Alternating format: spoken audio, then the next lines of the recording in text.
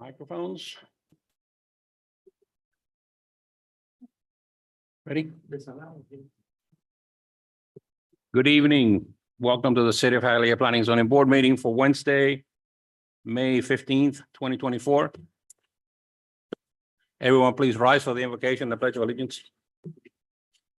Lord, thank you for the opportunity for us to be here tonight to serve our city and our constituents. Please grant us the wisdom to do the right decisions for all those involved here tonight. Amen. Amen. I pledge allegiance to the flag of the United States of America, to the republic which stands one nation under God, indivisible, with liberty. May be seated.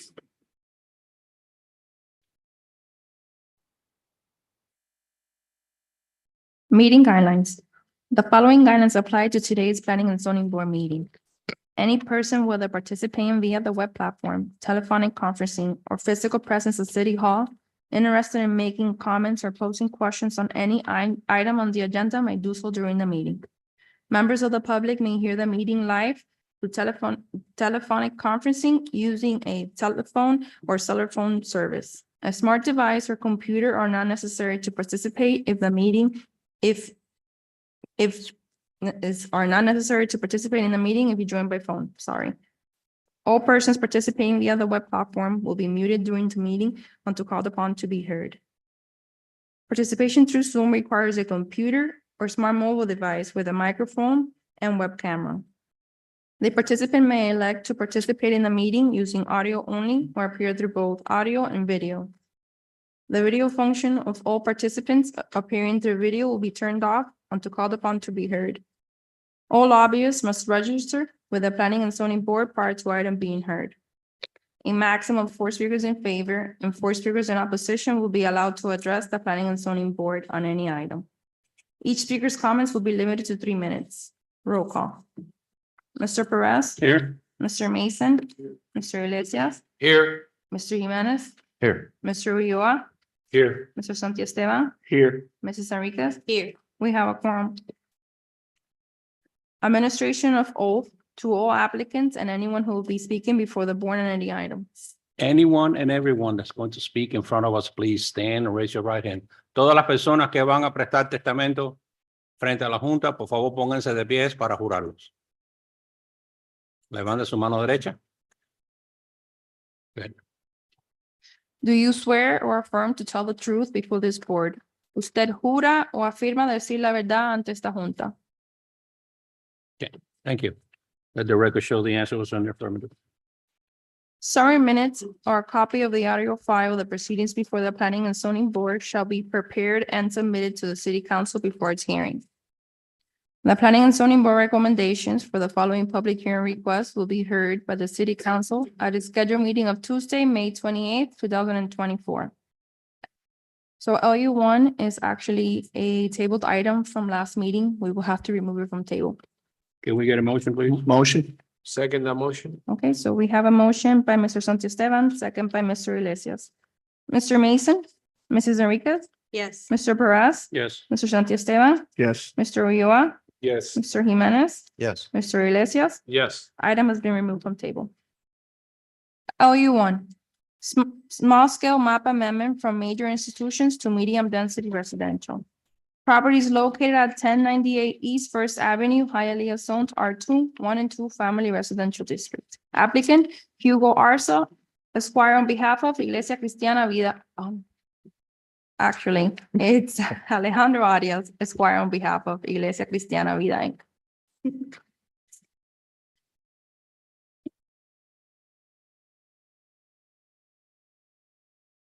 Okay, Good evening, Alejandro Arias, 701 Brickell Avenue. thank you. This property located at the southwest corner of East First Avenue and East 11th Street intersection is improved with a one-story church. Its land use was amended from multifamily residential to the current major institution land use in 991 through City of Hialeah Ordinance 9170 in order to support the use of the site as a church. The entire block where the property is located has medium density residential land use. This corner lot is a block away from Palm Avenue. And mostly on this side, that is the south side of the street, there are duplexes, but across the street is consistently multifamily, and some of the buildings, most of the buildings have 2 stories. This property is subject to the creation of restrictions and unity of title recorded in the Miami-Dade County records. Concurrently with this item, the applicant is submitting a request to amend such declaration to release the use restriction.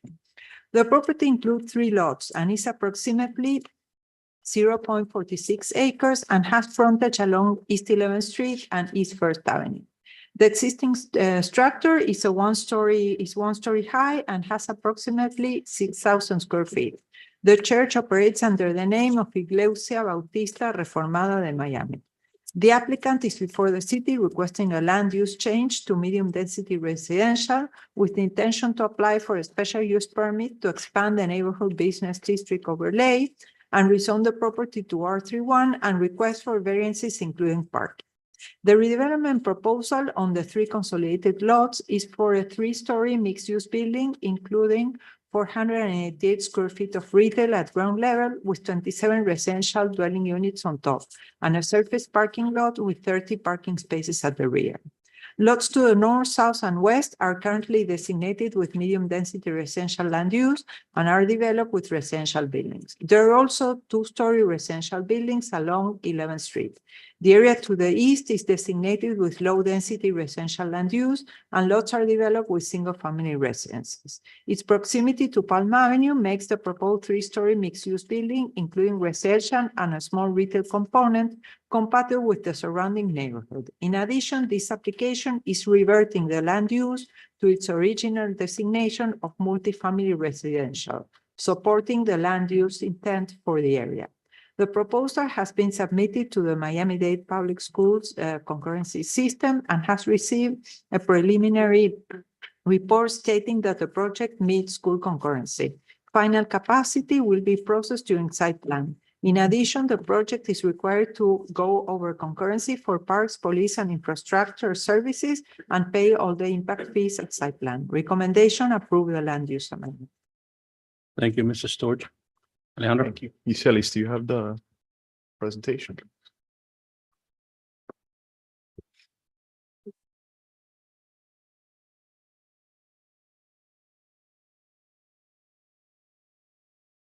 You see? Thank you. Good evening, board members. Alejandro Arias once again, offices at 701 Brickell Avenue. I'm joined tonight by my colleagues, Erica Adams and Hugo Arza, representing the applicant. Out of respect for your time this evening, this presentation will also apply to zoning items 2 and 3. Next slide, please.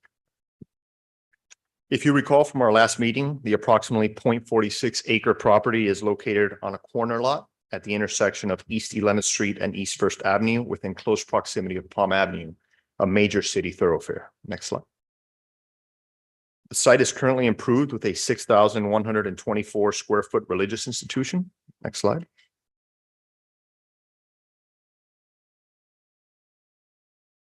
Is there a slide before this? No. This one. Oh. Okay, I think this is the older presentation, but we'll go through it. With respect to the as-built character of the neighborhood, and as referenced by Mrs. Storch, this area is residential in nature with a multitude of duplex and 2- and 3-story multifamily buildings surrounding the property between East First Avenue and Palm Avenue. The subject property has a current land use of major institutions and is zoned R2, 1 and 2 family residential district. And the intent today is to bring this property back to its original land use, which was always to be multifamily residential. Next slide. As referenced at the last Planning and Zoning Board meeting, we're here tonight with staff's favorable recommendation with the following request to help realize this development. Number 1, a land use amendment to redesignate the property from 2 medium density from major institutions, a rezoning from R2 to R31 in line with the sought land use, a special use permit to allow for the limited expansion of the neighborhood business district onto the property, minor non-use variances, and a release of an existing declaration which limits the use of the property as a religious institution. Next slide. In connection with the project and pursuant to our last meeting, where some neighbors shared their concerns, we've reached out to those neighbors, as was discussed here. I believe it was 3 neighbors in total. 2 of them did not return our calls. We have been in communication with our abutting neighbor. The issues that were referenced at that meeting, traffic issues and privacy issues, are things that we have sought to address, and I can go through it in further detail. But there's also certain elements that we will never be able to address, which is, I've lived here for a long time and I just don't want to see anything happen on the site. That's an element that unfortunately we can address. There's no solution to it. And it's something that, here you'll see how detailed we've been in our efforts, but it seems to be that that's some of the response that we've gotten from some of the community. So anything that's tangible that we can address, we have. For example, we've incorporated design elements to provide additional privacy to our abutting neighbor, including a 6-foot concrete privacy wall. It's the highest wall allowed by city code.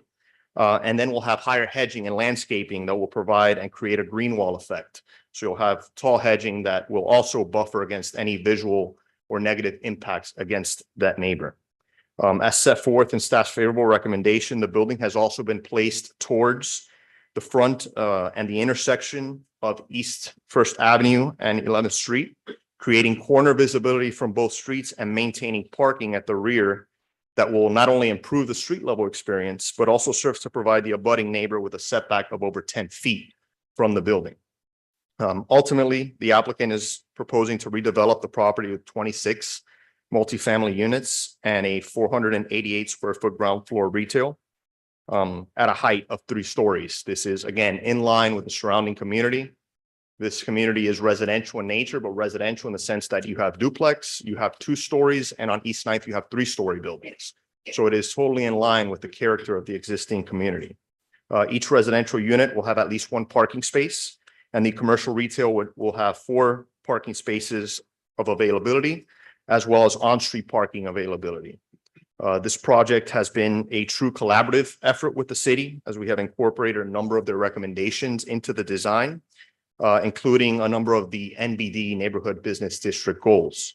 Those include enhanced landscaping along East 11th Street and East First Avenue, the provision of amenities and recreational areas, a dog park, Domino Plaza, art pieces, and an improved corner detail with an art mural, which is something that is not seen in any of the projects here. Next slide, please.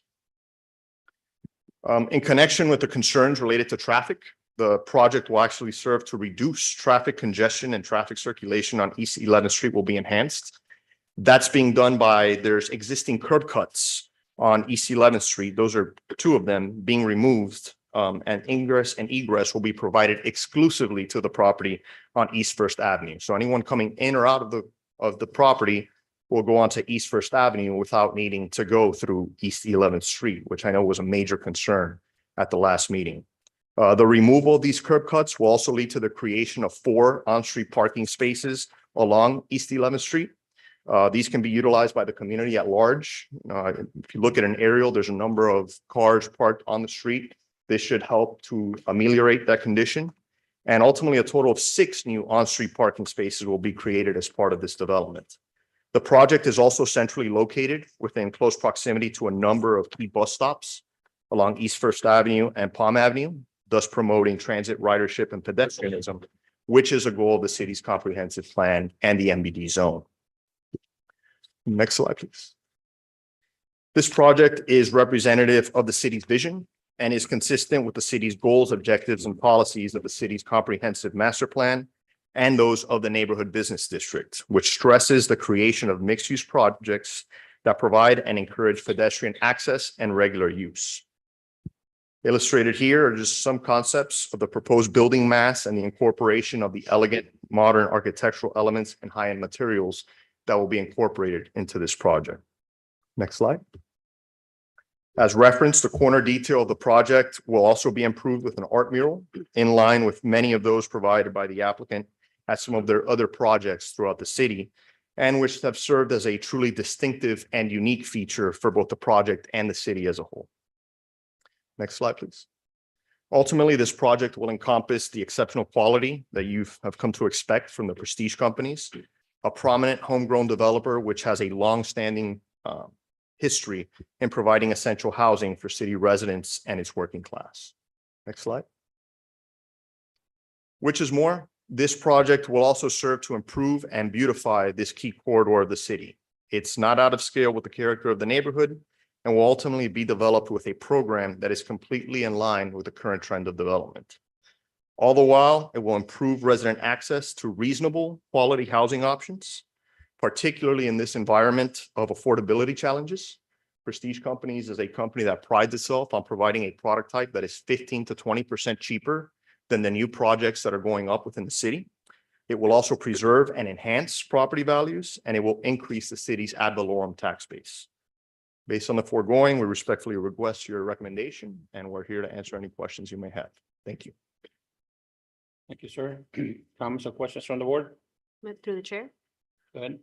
So what kind of retail would be, is being proposed? So it's 480 square feet, so it is traditional small neighborhood retail. It's not a national anchor or a destination spot. It's really something that's made to cater to the 26 dwelling units there and the vicinity nearby. So a small cafeteria, maybe a small sundry shop, something So of it's that just nature. one retail space. It's just one retail spot, yeah. Okay, And that'll be pushed up in the corner, so it gets the visibility. okay, thank you. Okay. Anyone else? Anyone in the audience has a comment or question on this item? ¿Alguien en el público quiera hablar o comentar? One at a time.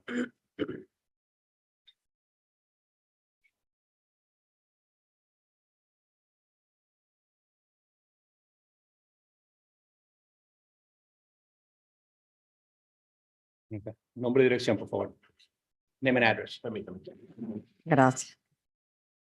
Mi nombre es Carmen Montejo y mi dirección es 165 East 11 Street. Voy a leer lo que escribí porque no quiero que se me vaya nada de... Ok, le pido una cosa. Ujú, Hable una o dos renglones, ujú. pausa Ok, para traducirlo.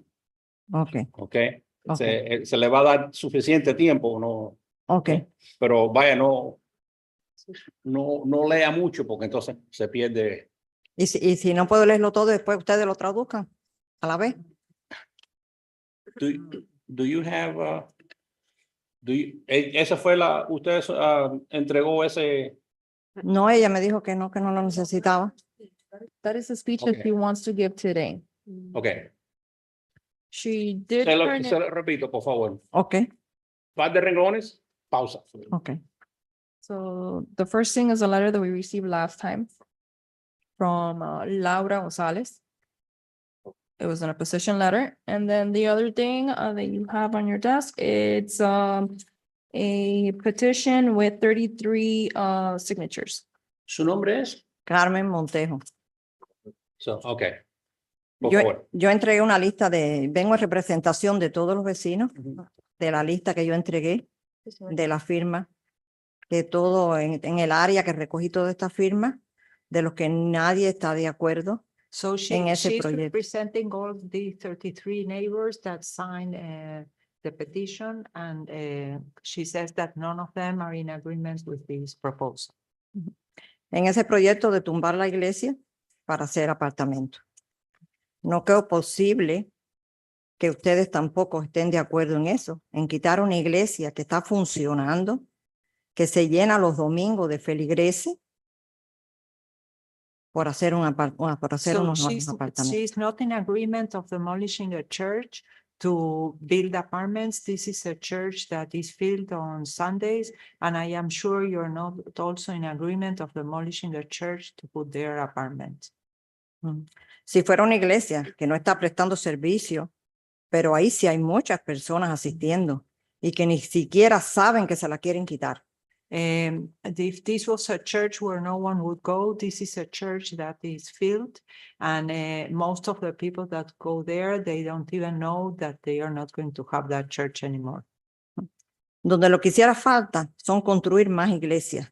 Yo estoy segura que en las escuelas de las iglesias y en las iglesias mismas jamás tienen que llamar a un policía para que vaya a resolver ningún problema. What we hay. need is more churches and more schools, and I'm sure that in all these schools that are run by the churches, they never call the police, and there's no need to call the police. Allí se va a pedirle a Dios por un mundo mejor. Seguro que el que quiere construir ahí ni vive en Hialeah, ni le interesa lo que suceda en Hialeah. So I'm sure that who will build there doesn't even live in Hialeah or is interested on what happens in Hialeah.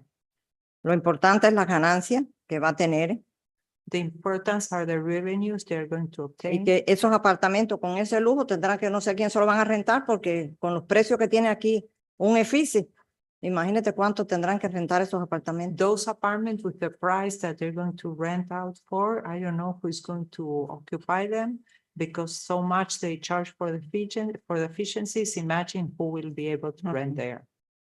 ¿Qué ha pasado en el parque del hipódromo? No han dejado ni pino, ni mata. ¿A dónde se han ido esos pajaritos que habitaban en ese lugar? What happened with the racetrack? There are no more trees. What happened with all those birds that used to live there? ¿Dónde están los flamingos que tanto nos encantaba ir ahí a ver lo que era lo más lindo que teníamos aquí en Hialeah? Where are the flamingos that we so much like to go and see there?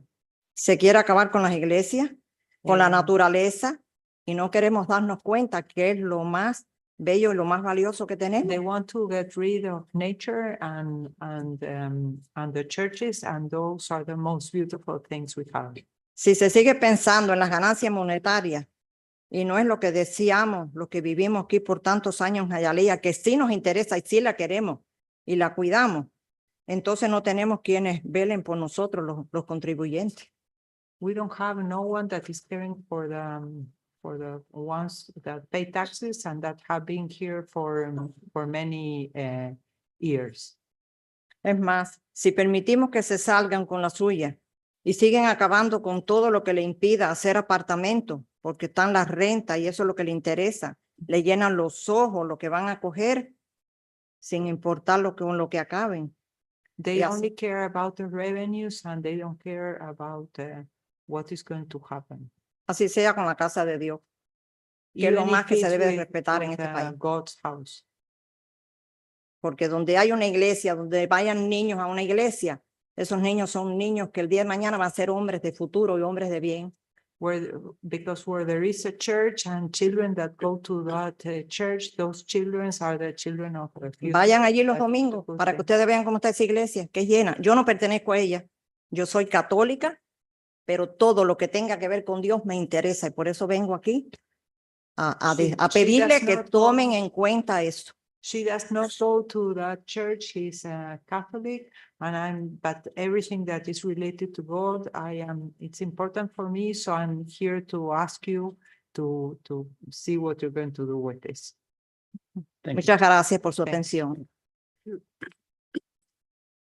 Next, Chair, can I ask, you can.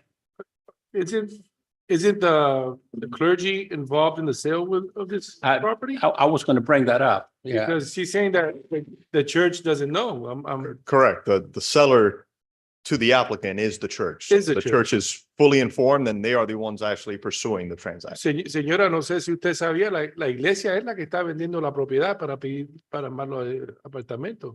Es la misma iglesia. Ok, Sí, señora, pero no. desde Pero, ahí no puede la hablar. persona que está en la iglesia está vendiendo la propiedad. En este Good afternoon. momento. Name and address, please. 66 East 11th Street, Giovanni Gonzalez. Thank you. Their house right next to, they're gonna build the building. We gotta be realistic. They're gonna make, I think it's 20 units, 27 units. They're gonna make one parking for every unit. In any apartment, they're gonna have at least 2-3 cars. You guys know Hialeah, you know how it is. Right now, we don't have not even parking, not even to park our cars.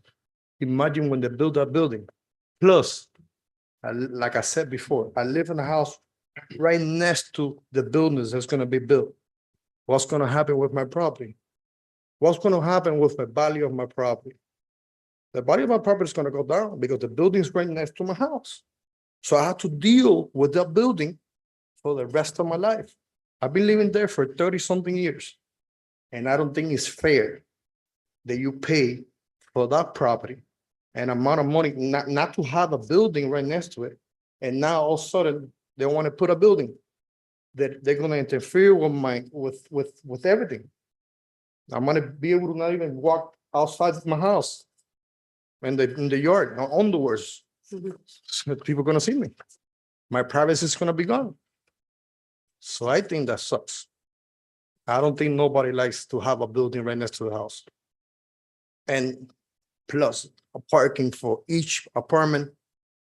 When they have one apartment and they have one room and they're living 10 people inside the apartment, 10 cars, where are they gonna park it? In my house, in my property? Come on, man.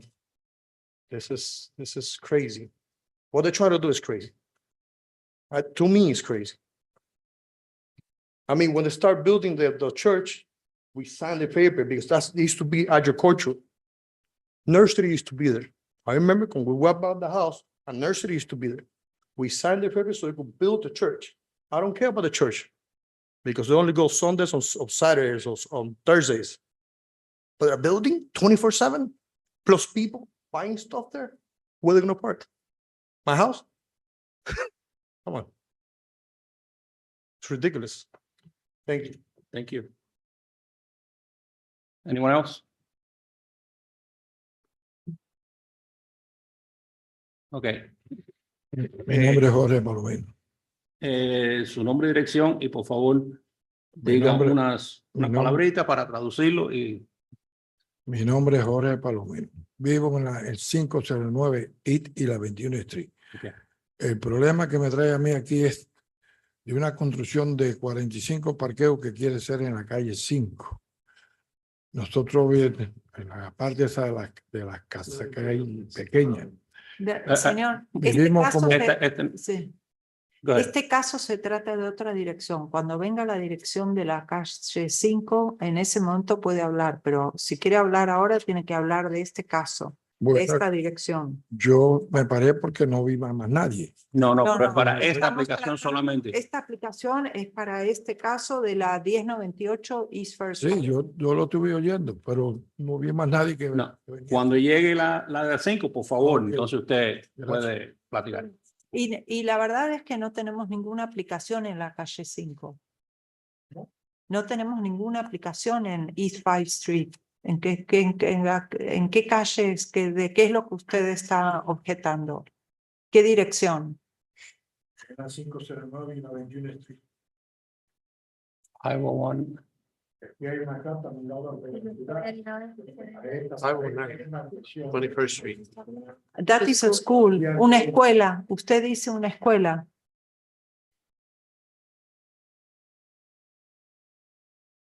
So he's talking about the 499 East 21st. Okay, that's a school. It's not an apartment.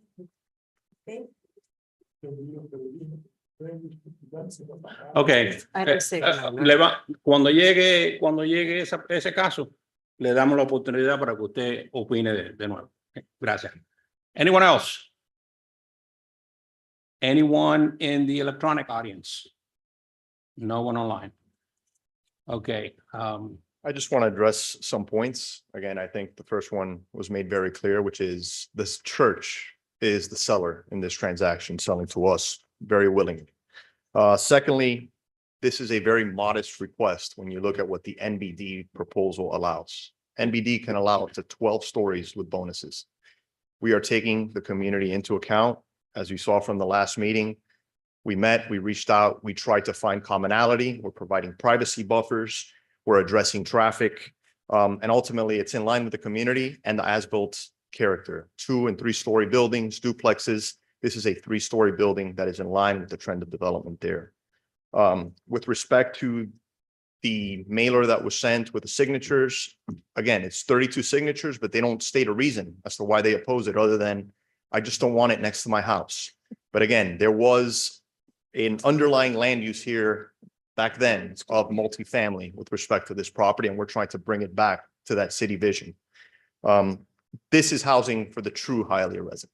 This is not some monolith with thousands of units and infinity pools and all that. This is something that's geared towards the true Hialeah resident, as you see in the community today, in this community, in that community, 2- and 3-story residences. Lastly, with respect to the parking ratio, I invite you to go to any of this developer's projects They have a very strict parking management plan. They have developed over 4,000 units within this community, and they run their projects to a T. The parking ratio of 1-to-1 also helps with the issue of traffic, because if you're limiting cars on the street, you're also limiting traffic to that area. They also have a stringent policy on visitors. We have the on-street parking, but we are not encouraging people to drive to the project. That's why it's within close proximity to transit ridership. So that's something else that needs to be taken into account, and that's with respect to the traffic issue that we're trying to meet through our parking management plan. And lastly, again, this is a builder with Hialeah roots. So the notion that this is built by someone who has no interest in the city or does not know about the interests of the city and what the people need and the residents need is a fallacy, because this is one of the most active and have been one of the most active developers in the city for decades now. So I'm here to answer any other questions. I have a question for you. Has there been any consideration whatsoever, which I don't think it has been profited to us, of having a percentage of those apartments being affordable? There is no consideration there, because at the rate that they are offering it, while it's not considered to be quote unquote workforce housing, it is 15 to 20% cheaper than the new product that's coming online. So it is the standard market rate product type for the Hialeah resident. And the affordable is a whole different program. That's your Section 8 program and certain elements like that. This is more in line with the workforce without really having to call it workforce, because it is geared towards the Hialeah worker. Okay, thank you.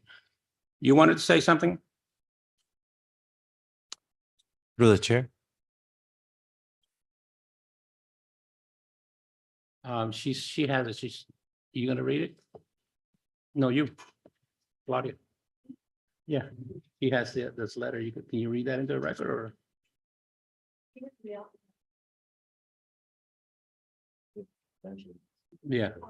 Yeah, just some name and address, please. My name is Nancy Reyes, 185 East 11th Street.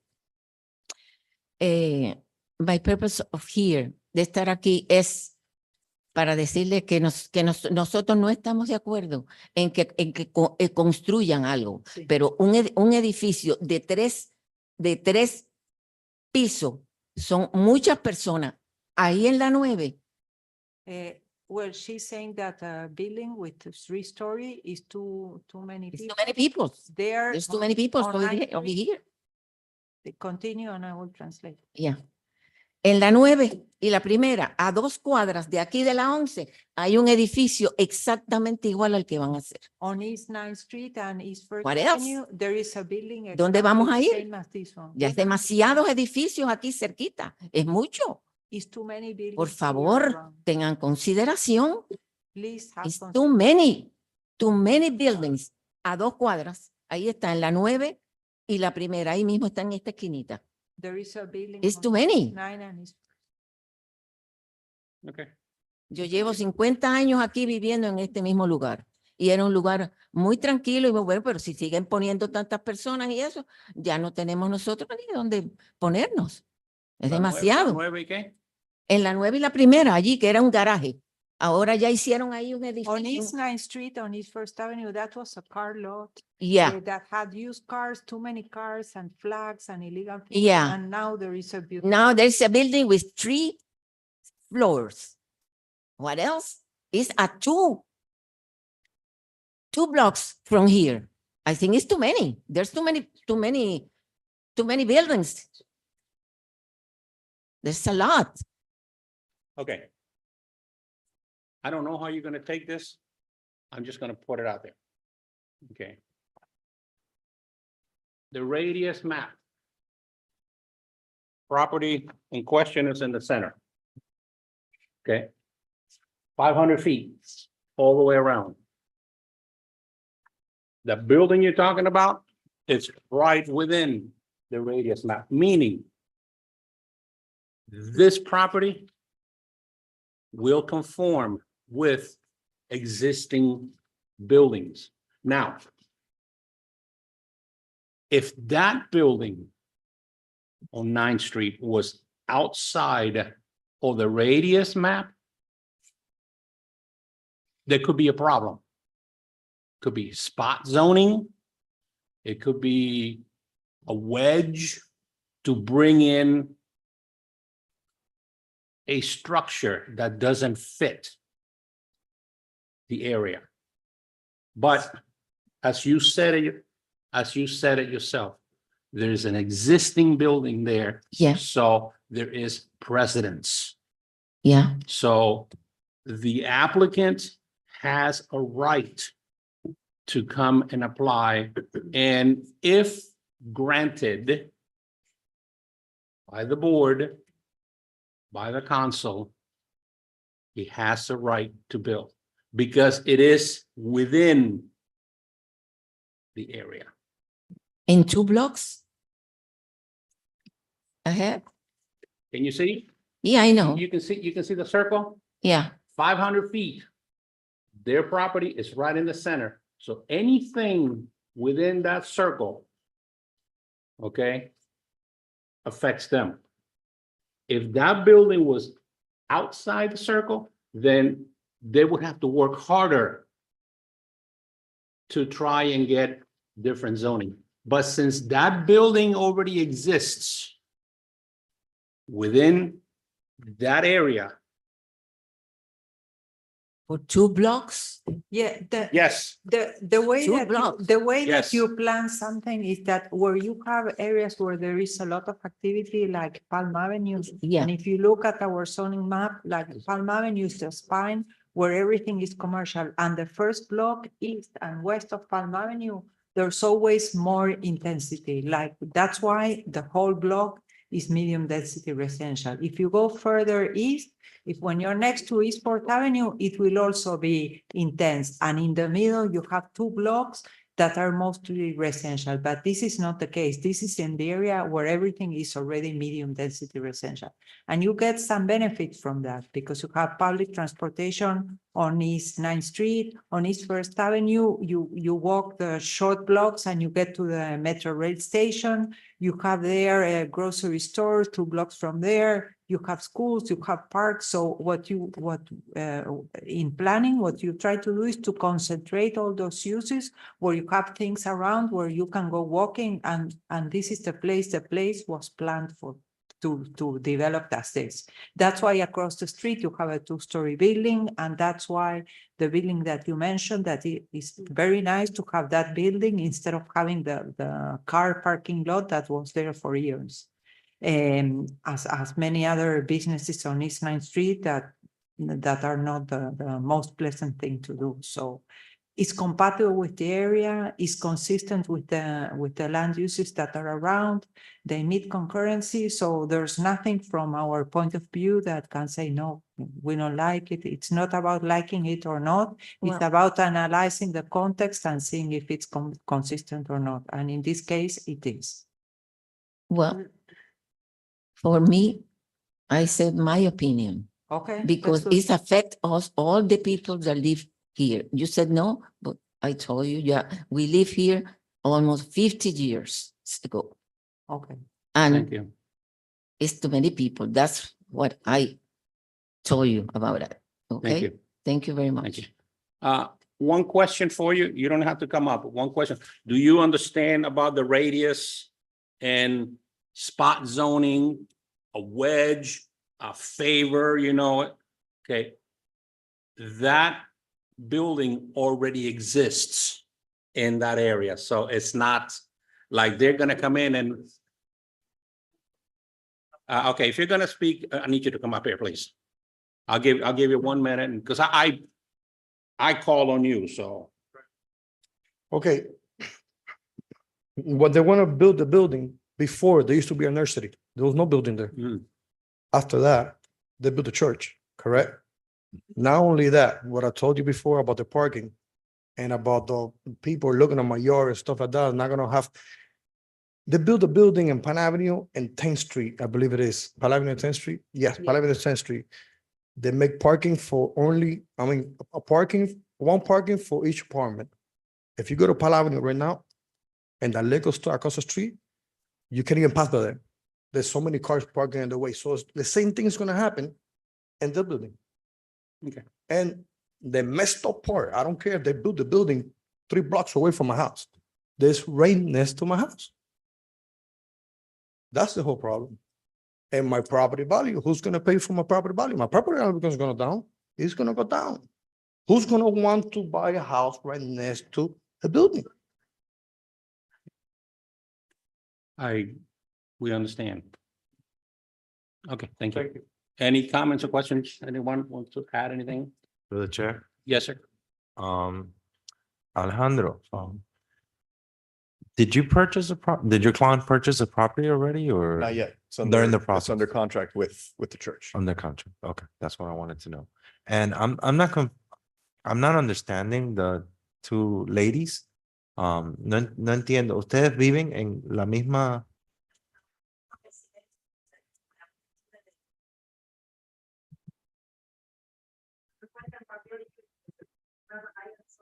Okay, you can't, And you can't have them talking from the audience, man. You got, Okay.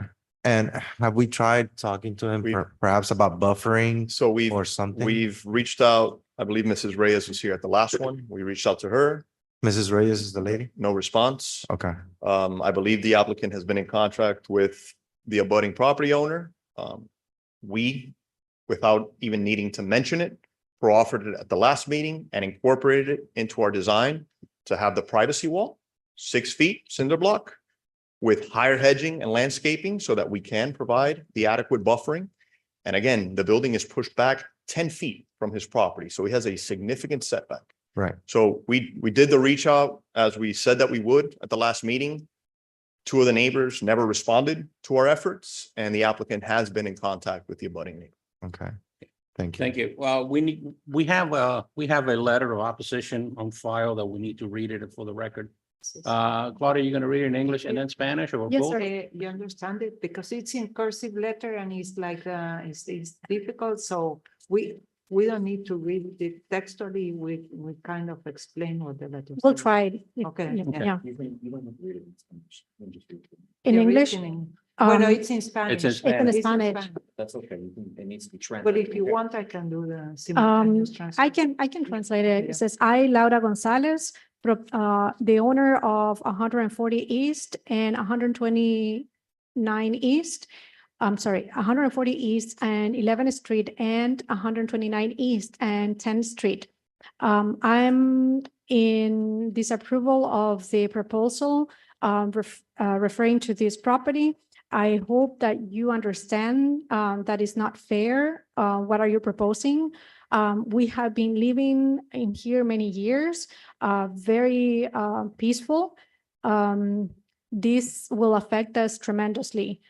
For reasons, we couldn't make it tonight to the meeting. That's why, because my husband is not well. I hope that you understand that we are not in favor and thank you. Laura Gonzalez and Juan Gonzalez. Thank you. Okay. So this will close the public hearing portion of this application. If the board has any more comments or questions, we'll consider a motion. The only thing that concerns me is the parking ratios. It is pretty low, 1-to-1, shouldn't be 1.5 at least. Again, the parking ratio goes hand in hand with the traffic issue. This applicant has numerous projects throughout the city where he has that 1-to-1 parking ratio. As part of that, there's always a parking master plan. And what's meant by that is each resident receives a decal. If you don't have the decal, you're getting towed. They allow 1 car per resident. If you want to park 2 cars and you don't have a decal, you're getting towed. They have aggressive towing policies. Because they manage so many units, they do have it down to a science. Again, I invite any of you to go visit any of their projects throughout the city. And you'll see that this 1-to-1 parking ratio for 1 bedrooms is working efficiently. And again, it also helps to take cars off the street where we saw at the last meeting, one of the major concerns was traffic. So it's either you have 2 and 3 parking spaces per unit and have that many more cars, or you limit the parking, especially in an area where you have bus transit nearby, and you limit it to a 1-for-1 ratio, which this applicant has already shown to have mastered throughout their other developments. Brenda, do they qualify for the transit, project? No, they don't qualify, but I drive by there every day.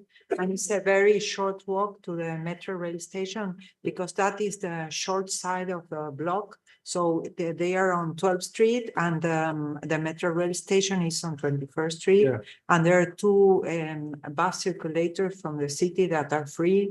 And also there are many things that can be done at walking distance, like go to the Sedanos or walk to the school or come to City Hall. So there are many things around. It's not that they need a car for everything. And the more parking they put, the less affordable the units come because it's a cost to build the parking. And when I mentioned the transit, it was more of the bus stops along East First Avenue and Palm, which are within close proximity and walking distance. Thank you. Well, Through the chair. yes, sir. In terms of parking, I'm not bothered because this is for the land use portion of it. So we could revisit it in the planning and zoning portion of it. And I mean, what bothers me is the ladies, I saw them here yesterday, last night. So I see them that they're very concerned and I wouldn't want to have either a big building next to my house. But I mean, like at the same time, it's a vacant lot. Well, there's a church, but it will be a vacant lot. And if you have a new owner, I mean, you can't really control what's gonna be built there. So long as people could get along and like Alejandro was saying, that create a buffer, something, there's gonna be more opportunities. This is just to decide how we're gonna decide what to do with the land. I mean, there's gonna be more hearings. I mean, so. Again, I will say this, I think you've seen our willingness to work with the neighbors from a design standpoint, from a buffering standpoint, from a traffic standpoint. But there's just certain elements that, we can't address, which is, we just don't like it. We just don't want anything to come here. And that's something that unfortunately we can address. I don't think anybody in the world can address. But everything that we can and will is because we have taken into account the comments that we've heard from the last meeting into today. And I mean, I would implore you to try to work with them and see if everybody could come to some good agreement. Is this today is only gonna be land use? You don't have any No, other? the zoning item is 2 and 3. It'll come after. Zoning's coming after that one too, so. It's coming together. Okay, so, If it be, okay, I don't know. Through the chair, yes, assuming we keep it as a, church, another church could come in and build a multi-story church if they felt like it, right? Well, yes, no multi-story, yeah, they can build a church because they would, the church requires a lot of parking. So if they build a church, a larger church, the parking won't be enough. This was on the market for a long time because I have other churches that came to consult. It was too expensive for them. And well, this is the person that was interested this is the developer that was interested in buying the property. Okay, thank you. go ahead. One thing we need to note is that the property that falls within the circle, which used to be all the auto sales, that's more of a commercial area, so it didn't impact the residents as much as this particular project. That used to, I think, across the street is Mr. Cool, if I'm not mistaken. And then on the other side, on the other corner, there's another development that went up that's 3 or 4 stories, if I'm not mistaken. So as far as traffic, it's easier to move in that corner than that particular area where they're looking to put this particular unit. So just putting it out there. If I may, I'd like to provide you with this exhibit, which shows what the as-built character of this neighborhood is. So it's not just that 3-story building. You've got a number of 2-story buildings, duplexes within the same block face. So I think this sheet will.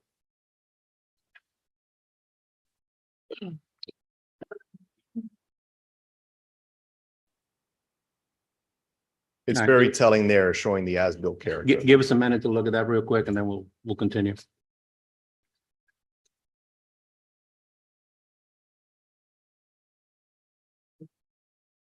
So Alejandro, I have, I'm well, sorry, this on the bottom, that's more apartments, right? More parts. Okay.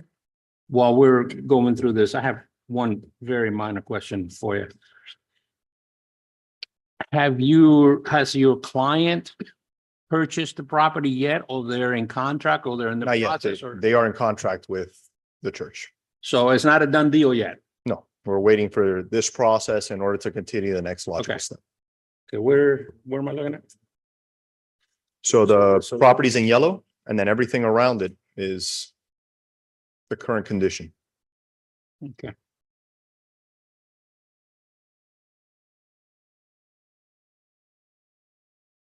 Again, it's from what I see here and the 500-foot radius, man, It's it- multifamily. it's hard to say no.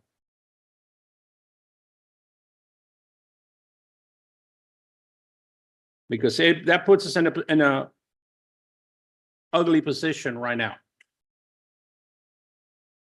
If we say no to you, it is unfair because you do meet the criteria. At the same time, it puts the neighbors at a little bit of a disadvantage, not a whole lot. All you have to do is just look across the street and look at all the buildings you have there. I understand that you say you live right next to it. I understand that. But the whole neighborhood is comprised of buildings. And if for whatever reason, the new owner, the applicant does not find it feasible for whatever reason, be it we deny it, the council denies it, the deal falls through, something, you know there's going to be someone else, some other developer. I know, let me interject. If they don't have the church there, they can have a school, and the school brings more traffic and brings the pickup and drop off times and Here you go. people parking And everywhere. kids loud. And the existing land use allows for that. So- And the existing building and the parking that they have would allow for that. Again, what we're trying to do is comply with the city's vision. The comprehensive plan is a document that was put together by the elected officials to plan the future of the city. And the comprehensive plan states that one of its objectives is to build buildings like this in locations like this in order to meet the housing needs of the residents. And that's what we're trying to do. So a denial of this is going against the city's vision and against the goals, policies, and objectives of the comprehensive plan. Gotcha. Okay, we need to move forward. Is there no more questions? What's the pleasure of the board? Motion to approve. Second. My motion. And so we have a motion by Mr. Jimenez, second by Mr. Santisteban. Mr. Iglesias, Yes. Mr. Mason, No. Mr. Ulloa, No. Mrs. Enriquez, No. Mr. Perez, Yes. Mr. Santisteban, Yes. Mr. Jimenez, Yes. item has been approved. Thank you. Thank you.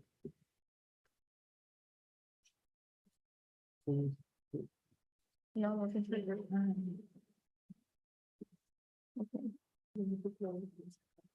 Okay, we're gonna close the land use part of this meeting. And we will go into the regular schedule planning and zoning portion of the meeting. Item number one, approval of planning and zoning board summary agenda of April 24th, 2024 as submitted. Motion to approve. Second that motion. Okay, so we have a motion by Mr. Ulloa, second by Mrs. Enriquez. Mr. Mason, Yes. Mr. Iglesias, Yes. Mr. Jimenez, Yes. Mr. Santisteban, Yes. Mr. Ulloa, Yes. Mrs. Enriquez, Yes. Mr. Perez. Yes. Item has been approved. A written decision and resolution will be prepared and presented for review to the city council. The city council is authorized to affirm with conditions or override the decisions by resolution. After the resolution is adopted, contact the member of the city clerk's office to obtain a copy of the final decision and resolution. Upon your receipt of the final decision and resolution, contact the building department to obtain your required building permit. Summary minutes or a copy of the audio file of the proceedings before the planning and zoning board shall be prepared and submitted to the city council before its hearing. The planning and zoning board recommendations for the following public hearing request will be heard by the city council at its scheduled meeting of Tuesday, May 28th, 2024. So item number 2 is a tabled item from last meeting. We will need to remove We it. need to remove it from the table. Motion to remove from table. Second. So we have a motion by Mrs. Enriquez, second by Mr. Ulloa and Mr. Santiesteban. Mr. Jimenez, Yes. Mr. Iglesias, Yes. Mrs. Enriquez, Yes. Mr. Mason, Yes. Mr. Perez, Yes. Mr. Santiesteban, Yes. Mr. Ulloa. Yes. Item must be removed from table. Item number 2. Proposed amendment to the existing declaration of restrictive covenants and unity of title recorded in official record book 16509, page 0760 of the public records of Miami-Dade County in order to release a restriction on the property which limits the utilization of the property as a religious institution. Property is located at 1098 East First Avenue, Hialeah zoned R2, 1 and 2 Family Residential District. Applicant Alejandro Arias, Esquire, on behalf of Iglesia Cristiana Vida Inc. So the property in this application is located at the southwest corner of East First Avenue and East 11th Street. The property is currently improved with a religious institution. The property received a variance permit according to Ordinance 647 on October 14, 1952, to expand the current building. During 1994, the property owners entered into a declaration of restrictions and unity of title according to Book 16509, page 760 of Miami-Dade County record. This DOR and unity of title are combined under the same document, and it restricts the use of the property as a church facility. Based on the latest proposal received for this property, the recorded DOR and unity of title must be amended to properly consider the new proposal for a mixed-use project. Recommendation, staff recommends approval for the amendment. What this amendment will do is to remove the limitation of only using this property as a religious institution. Thank you. Name and address, please. Evening, Alejandro Arias, 701 Brickell Avenue. All right. Does anybody have any question about this particular document? No? Okay. All right. So no comments? Let's open the floor. Okay, Motion to approve. Mm-hmm. you have a motion? Second. I'll second it. Okay, second. So we have, There you go. we have a motion by Mr. Jimenez, second by Mr. Ulloa. Okay, before you call roll, that's just to be clear, this is just to, Just to amend the declaration of Well- restrictions and remove the limitation of only to be used for a religious purpose. thank you. Go ahead and roll call roll. Mr. Santiesteban, Yes. Mr. Perez, Yes. Mr. Mason, Yes. Mr. Iglesias, Yes. Mrs. Enriquez, Yes. Mr. Ulloa, Yes. Mr. Jimenez. Yes. Item has been approved. Okay, so it has been amended, so you need to do your thing now. Okay, item 3. Item number 3 is also a tabled item from last meeting. We will have to remove it. Second. We have a motion and a second in that corner. A motion by Mr. Santiesteban, second by Mrs. Enriquez. Mr. Perez, Yes. Mr. Mason. Yeah. Mr. Iglesias, Yes. Mrs. Enriquez, Yes. Mr. Jimenez, Yes. Mr. Ulloa, Yes. Mr. Santiesteban. Yes. Item has been removed from table. Item number 3. Rezoning property from R2, 1 and 2 Family Residential District to R31 Multiple Family District. Special use permit to allow the expansion of the neighborhood business district overlay in relation to a proposed mixed-use development, including 27 residential units and 488 square feet of commercial space. Variance permit to allow residential use on the ground floor where residential use is only allowed above the ground floor. Allow 27 units with areas ranging from 488 square feet to 626 square feet, where only 10% of the residential units may have a minimum area of 600 square feet. Variance to waive the building mass and building frontage development standards. Allow street frontage of 135 feet facing East First Avenue and 150 feet facing East 11th Street, where minimum street frontage of 200 feet are required. Variance permit to allow rear setback of 10 feet where 15 feet are required. Allowed 30 parking spaces where 61 parking spaces are required. And allowed 28.5% pervious area where 30% pervious area is required.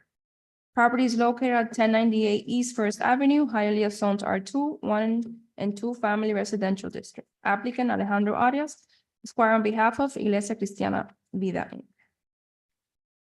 Thank you. Oh, well, she's gonna read. I'm sorry. The property in this application is located at the southwest corner of East First Avenue and East 11th Street.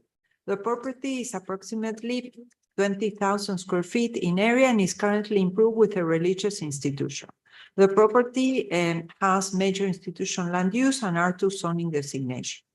The application is contingent on the amendment of the Declaration of Restrictions that we just did. As mentioned before, this application is traveling along a land use plan amendment requesting medium density residential designation. Consequently, the applicant is requesting rezoning from R2 to R31 to make the zoning consistent with the land use designation.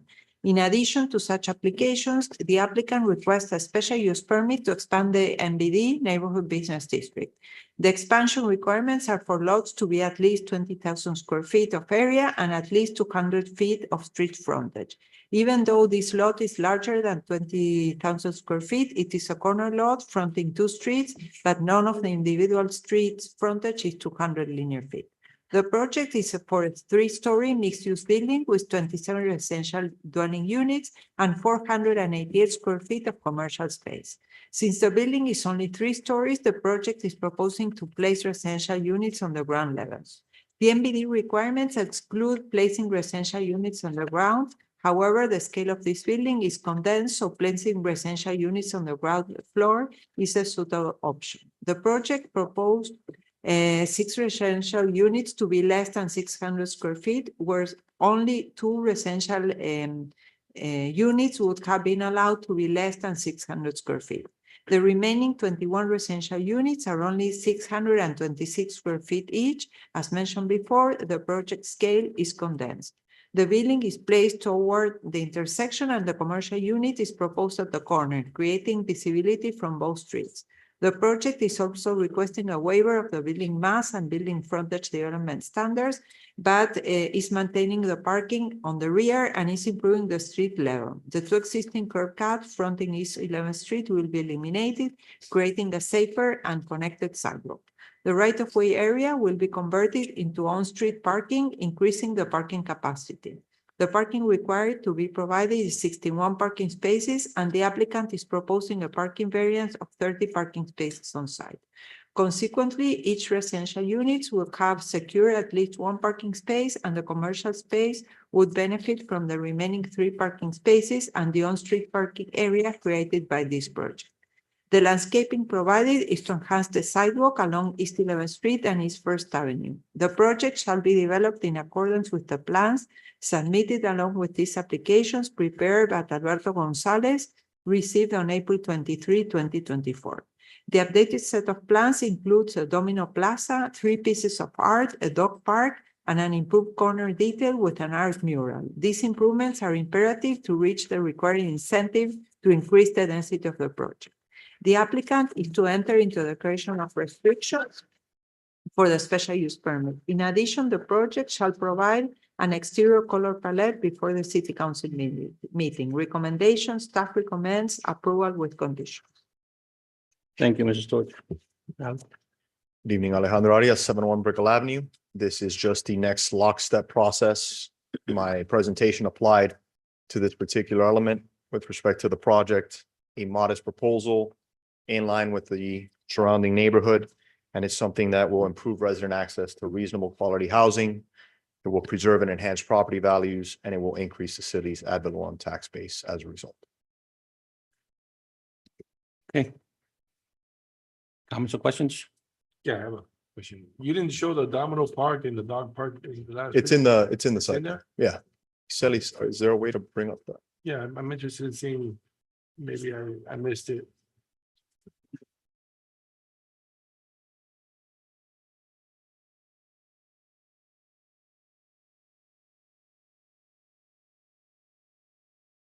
So you'll see the dog park is located along East First Ave. It'll be a gated dog park. We have chosen to have the intersection of East First Ave and East 11th Street to have maximum visibility for the proposed commercial use there. And then you'll have the Domino Park located on East 11th Street. We'll also have art murals right there at the corner, as well as permanent pieces of art situated throughout the property, and those are also called out on the site plan. Thank you.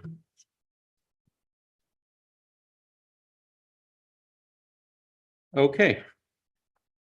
Comments or questions?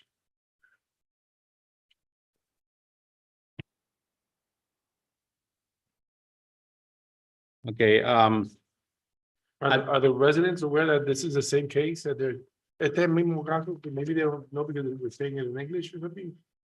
That this is the same case that they came to object earlier? Este es el mismo caso del land use que lo que hicieron en la aplicación anterior, le sacaron una restricción de que solo pudiera ser iglesia y este proceso ahora es rezonificar la propiedad para poder construir el edificio como ellos lo proponen. okay, I will be willing to offer this front page to anyone that wants to see it. Again, talking about the radius map. Not only does it show the radius map and it shows the subject property, it shows the existing zoning of each property, each lot around there.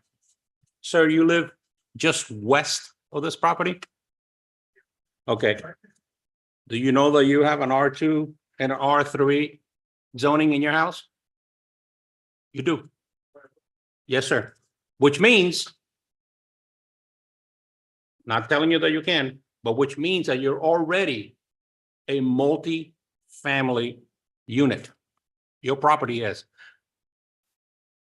Tomorrow, you could knock your house down, and build a duplex, build a quadplex.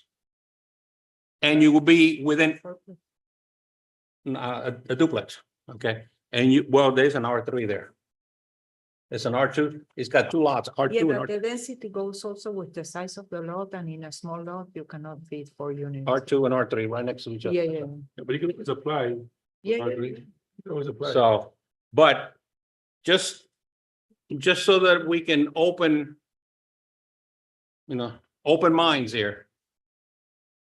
We're not going to shoo him into your property. His application is consistent with the area. And again, I will be happy to, you want to see this? I'll pass it around so you can see it. Here.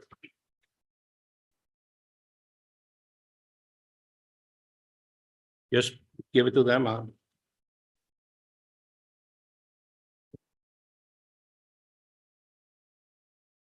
Clara, you can give it to the ladies back there too, if you. Perhaps you could show them also the color rendering. Yeah, or All you can show this map. Yes, the one that he passed to us as well. Through the chair. Yes, sir. Alejandro, this is similar to the same project in 46th Street and Palm Avenue, correct? With the. Yeah, it's similar, it's kind of a similar typology. Okay, yeah, because that area, there is a lot of people, but I haven't seen like any problems there with the parking in that area. Which is similar, because there's like 2 buildings across the street of that one too, and I don't see. Since it's a rental, you go to rent, and if you need more parking, you will probably not rent. Do you Okay. need this? It's also very similar to the one on Palm and 12 as well. Palm and 12? Okay, so that being said, Everybody can build a multi-unit now. well, I'm not saying that, but Hey, it's I'm- open now. I'm not saying that. I'm just trying to make sure that they understand that we're not trying to wedge something in there that does not belong. The area is already not necessarily a single family home, it's, multi-family home. So it, That's the whole problem. Okay, If you want to build it, you want to buy me out, I'm leaving. So An offer's been made. okay, thank you.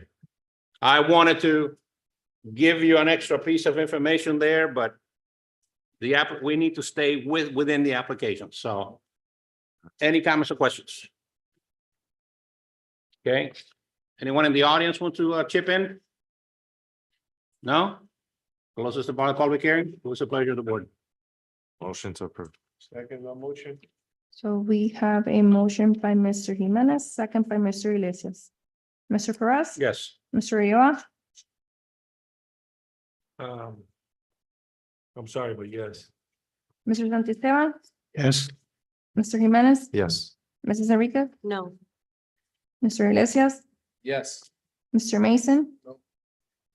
Item has been approved with conditions. Thank you very much. Have a good night. Item number 4. With your permission, I'm intending to ask for a deferral on item 7. So I just wanted to see if you wanted to just take that deferral up now so that if there's anybody waiting, I don't think there's anybody here for that item, but I don't want them to have to keep waiting. I'm sorry, you want to do what to say? Defer item 7. I just wanted to jump in before she read item 4. If I could, it's currently tabled. It was deferred at the last meeting. We're working with staff. And so that way, if anybody's here for that item, they're not waiting 2 more items to find out that I intend to defer. You need a motion to table? Or- Okay, so item number 7, no action, it remains tabled. Okay. Yeah, and say the address in case that. Yes, anyone that's is waiting. so Address of the property is 701 East 21st Street. Yeah. So if you're here for 701 East 21st Street, si están acá para 701 East 21 Street, this case will not be considered today. Ese caso no se va a considerar el día de hoy. and would that be deferred, just rolled over to the next meeting? This will be deferred to the next meeting, that is April. No, it would be May 29th. May 29, sorry. Yeah, thank you. yeah. Este caso se va a oír el 29 de mayo, de abril, de mayo. Mayo.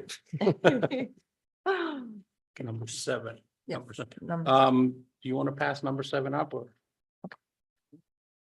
Item number 4. Thank you. Item number 4, variance permit to allow an LED pylon sign outside of the geographic area where LED signs are allowed. And allowed a distance of 120 feet from residential properties where LED signs shall be placed at a distance no less than a 300-foot radius from residential properties. Property is located at 4380 West 12th Avenue, Hialeah Zone C3, Extended Liberal Retail Commercial District. Applicant Carlos Trujillo. If so. Name and address, please. Prefiero hablar español. Nombre y dirección. Mi nombre es Diana García y vivo en el 1443 West, 43 Plains, aquí en Ok. Hialeah. Usted sabe, por favor, hable un poquito. Pausa. I'm sorry, is she the applicant? She is not the applicant, but you work with the LED sign company, and she does have Okay. permission. The property. Dice un poquito, dice un poquito, pausa, para traducirlo y después en esa rutina, ¿ok? Sí, Thank pero primero yo lo voy a leer en inglés y después se lo voy a traducir. Ajá, perfecto. The property is located mid-block along West 12th Avenue towards the west side between 44th Place and 41st Street. The property has been designated commercial and received a rezoning in 1982. The current business activity of the property is for offices, travel, and the sale of electronic known as Cuba Max Travel, Inc. City records indicates that Cuba Max has been operating since 2020. Before that, the property was a car dealership known as Ambar Motors. The property obtained a building permit to legalize the existing pylon sign under building permit 2013-1643. This pylon sign has been modified to include LED without the benefit of a building permit. According to our sign code, section 74-149, the purpose of LED signs is to reduce visual sign clutter and to take advantage of the latest technology. However, there are certain geographic areas permitted to install LED signage, but West 12th Avenue is not one of them. In addition, LED freestanding signs due to the reflectance are restricted to a distance of no less than 300 feet from a residential zone area. The proposed LED sign for Cuba Max is located outside the designated LED areas and is 120 feet from a residential zone area. Therefore, the applicant is requesting variances to permit this sign outside the designated area and at only 120 feet of the residential area. The placement of the LED sign is perpendicular to the residential zone, so the sign reflectance is not impacting directly as the LED sign faces directly north and south along West 12th Avenue. In addition, the side of the sign aligns directly with the parking lot of the residential area, reducing direct glare to any potential residential windows. The business owner has submitted plans prepared by Mr. Jose Polanco, signed and sealed on April 19, 2024, which reflect the removal of the exact signages, wood panel signs, and all the flags, installation of 27 new canopy trees, and the legalization of the southwest parking lot area with its proper drainage. Based on these improvements to the property, staff is including the plans labeled A1 as conditions for approval for the LED signage. Recommendation, staff recommends approval with conditions. Now I'm going to translate. La propiedad está ubicada en el medio del bloque sobre la avenida 12 del oeste, hacia el lado oeste entre el 44 Place y 41 Street. La propiedad está designada como comercial. El negocio que actualmente se desarrolla en este lugar es para oficinas, viajes y venta de electrónicos y se conoce como Cuba Max Travel Inc. Los récords de la ciudad indican que Cuba Max está operando en el lugar desde 2020 y antes de esto había un lote de carros que se conocía como Ambar Motors. La propiedad obtuvo un permiso del Departamento de Billing para legalizar el cartel existente con un permiso número 213-1643. Este cartel fue modificado para incluir un cartel electrónico con LED sin el beneficio de un permiso de construcción. De acuerdo con la sección del Código 74-149, el propósito de los carteles de LED es reducir la visualización, digamos, no reducirla, digamos, reducir la cantidad de carteles y porque en este tipo de signs se pueden poner varias cosas a la misma vez. Y bueno, tomando en cuenta la tecnología que ayuda a esto. Por esto es que este tipo de LED signs se permiten solamente en ciertas regiones geográficas y la West 12 Avenida no está incluida en esas regiones geográficas. Además de esto, este tipo de carteles, debido a cómo reflejan la luz, están restringidos a una distancia de no menos de 300 pies de una zona residencial. El cartel propuesto para Cuba Max está fuera de las áreas designadas y está a 120 pies de una área zonificada residencial. Por lo tanto, el aplicante está pidiendo variantes para permitir que este cartel esté fuera del área designada y a solo 120 pies del área de residencial. La manera en que está ubicado el cartel es perpendicular a la zona residencial. Por lo tanto, los reflejos no impactarían directamente a las residencias, dado que los carteles están ubicados mirando hacia el norte y hacia el sur a lo largo de la West 12 Avenida. Además de esto, el sign está directamente enfrente de lo que es el parqueo de esa área residencial, reduciendo más el reflejo directo a una ventana residencial. El dueño ha sometido planos preparados por José Polanco, firmados y sellados en abril 19 de 2024, que reflejan que se van a remover todos los carteles adicionales que son de madera y banderas. Se van a instalar 27 árboles de los que dan sombra, canopy trees, y se legalizará la parte sudoeste del área de parqueo, a donde se va a poner un drenaje como es requerido. Basado en estas mejoras de la propiedad, Staff está incluyendo los planos que se me sometieron, que están designados como A1, como condiciones para aprobación de estos signs electrónicos. La recomendación es aprobar con condiciones. Thank you. Bueno, ahí básicamente lo plantea todo. Sí, nosotros sometimos ese proyecto a la variante administrativa. Okay, well, she says that yes, that the report reflects everything. She submitted everything to the variance. It's not an administrative variance, it's a variance. The thing is that when they first came, they submitted a building permit, and we all know the property very well, and we noticed all the illegal signs.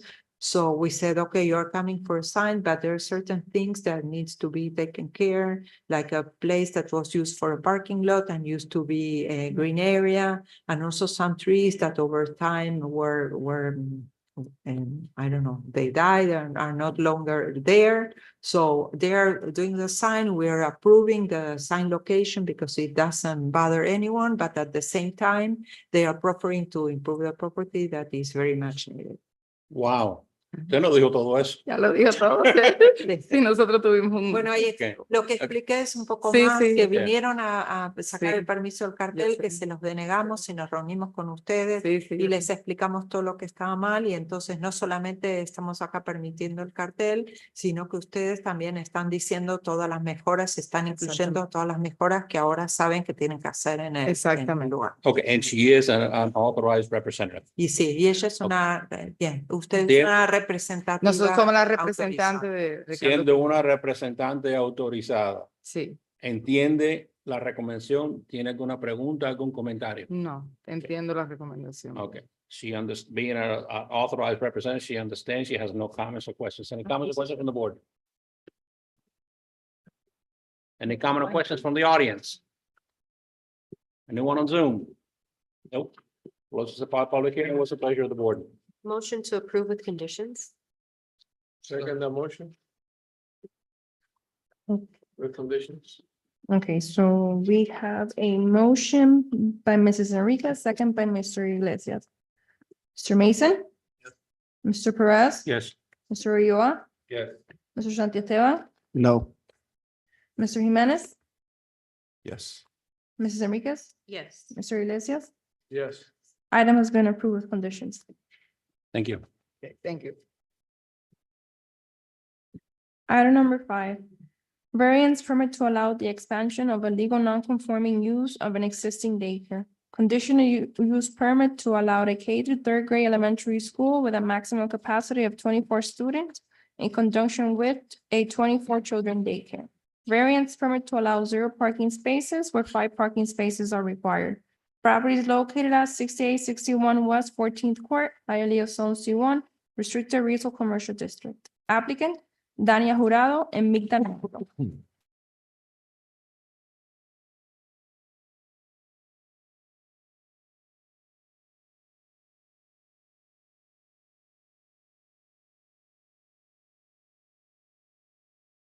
Lou, name and address, please. Yes. Migdanawa. Dania Jurado. Address. 6861 West 14th Court, Hialeah, Florida 33014. Thank you. This property is an appendix between West 69th Street and West 14th Court. The property is irregular shape, most likely was formed due to the creation of Lake Orleans East replatting, according to page 89, Book 53 of the public records. The property is a legal non-conforming lot with an existing residential low-density land use designation, which is not consistent with the existing restricted retail commercial zoning district classification.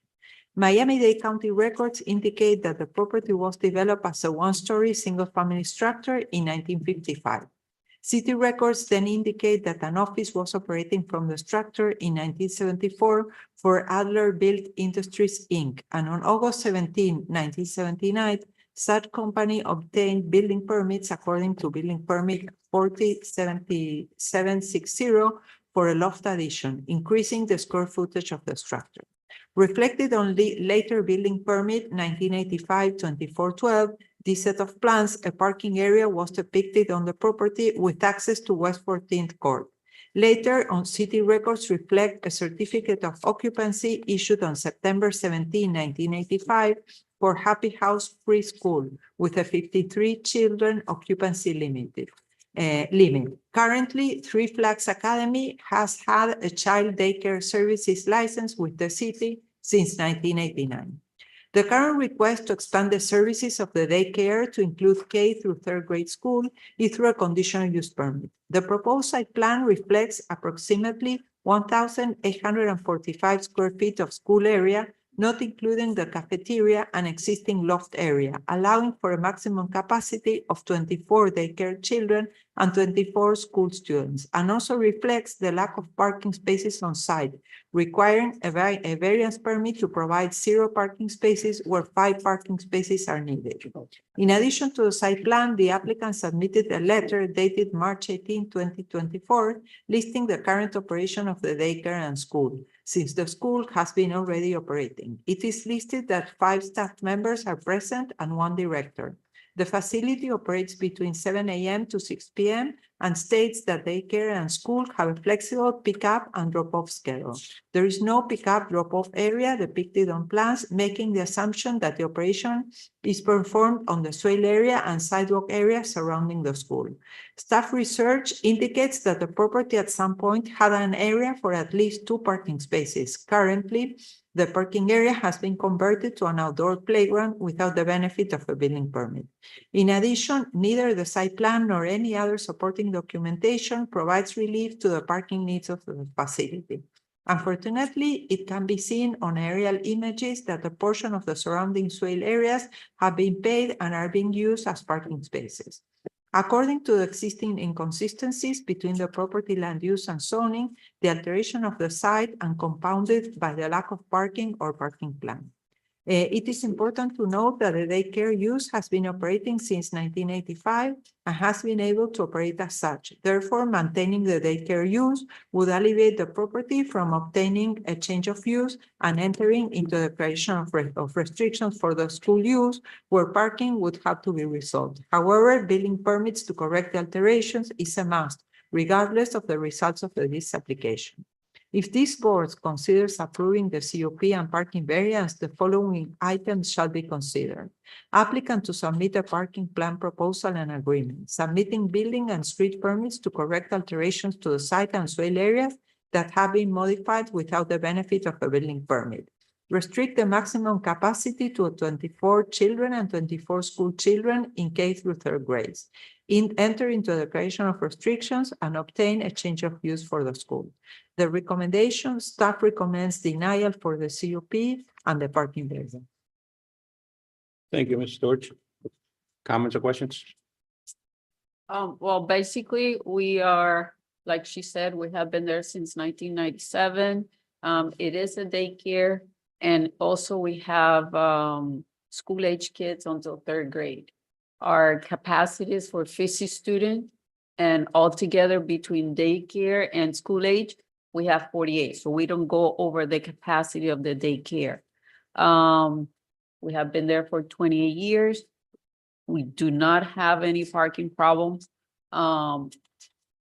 We don't have parking space inside the property. We do use on the side.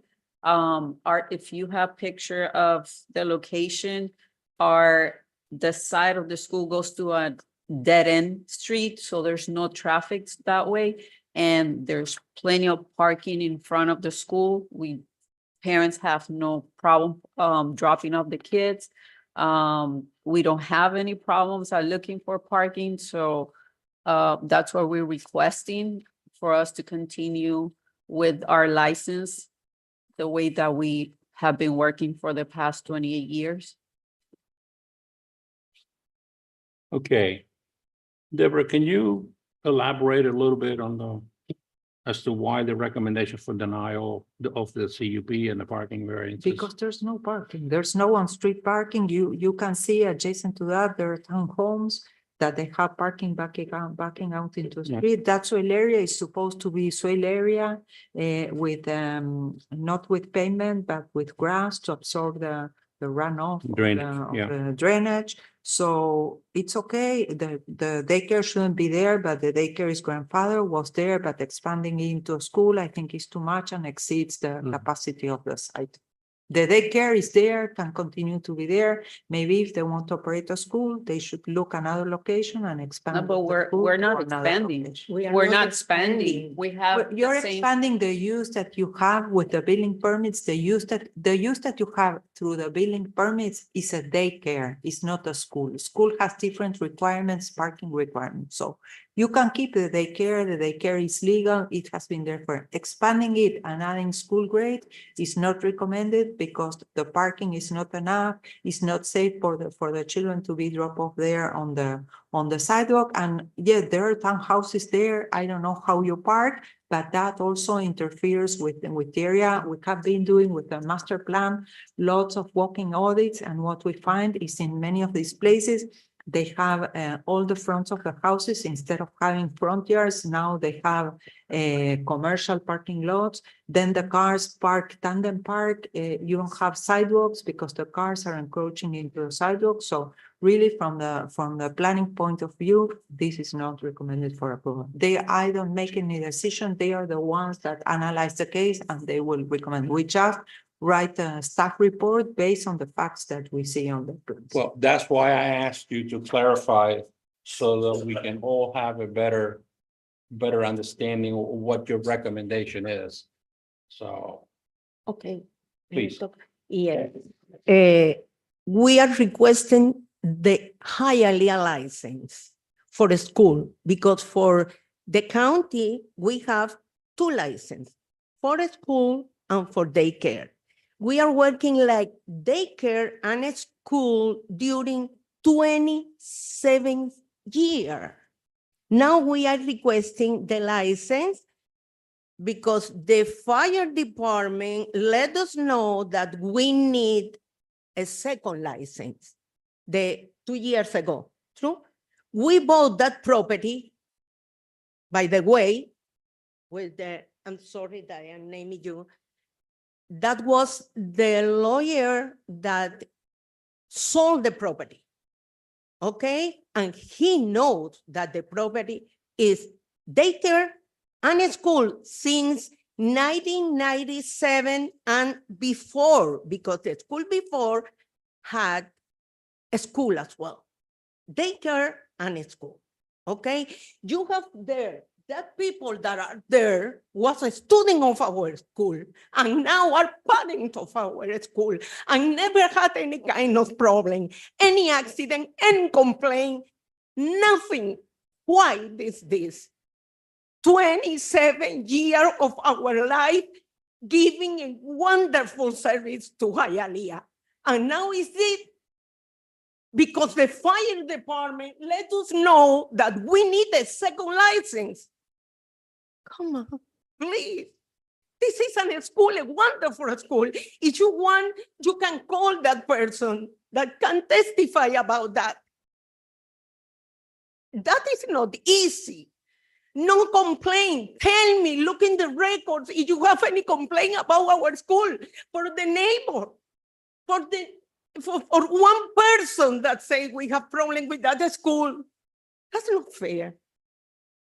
That's not fair. Maybe it's not white and black in the paper, but it's not fair. It's in a school. It's not a building. It's not a church.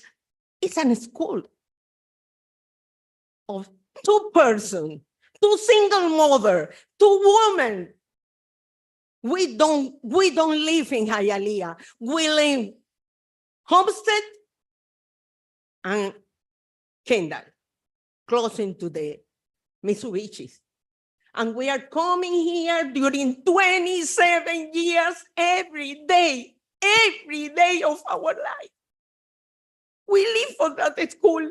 If you close the school, not the daycare, the school, we can close the daycare because we don't have money to support the daycare.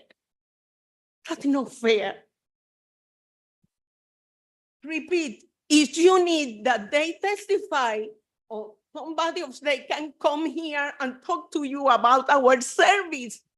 Our no complaint, they are neighbor, our neighbor are there. There are parents of our school. I have 2 young people that grown in our school. So please, that is unfair, let me tell you. It's unfair. Through the chair. Problem is Go ahead. that Excuse me, let me, that's what. let me touch on something right now. You're saying that it's unfair. It is because. For we you, don't it's have unfair right parking now, but then there's situation. other businesses that are gonna ask for the same thing you're asking. Where are we gonna draw the line? Yeah. You have been there 28 years. You had a long time to be able to go. And to there's no business. parking situation. I If you understand told that me you we might have be a saying there's parking, situation, but they're not, there might not be a parking situation now, but there may be a. there haven't been a parking situation for 28 years. So for 28 years, you've grown your business. For 28 years, this business keeps growing. I think it's time for you to expand your business, move to a new location, Is maybe. that we or don't, we do don't a need to second- expand. You We don't, don't need to- you're even- trying to max. Okay, let me ask. I was a previous business owner, no longer a business owner. And I know how it works. You're maximizing your location to every penny as much money as you can make. I have no sympathy for you, ma'am. You could cry here as much as you want. I'm seeing black and white right now. I am not crying because I understand that you could say everything is for the children or not. I see black and white and you're looking at green right now. Okay, I don't think that what you're asking, what I think what you're asking for is too much right now. I see that what your school is made for is for a daycare. It's a small house. You're asking to put children in a school.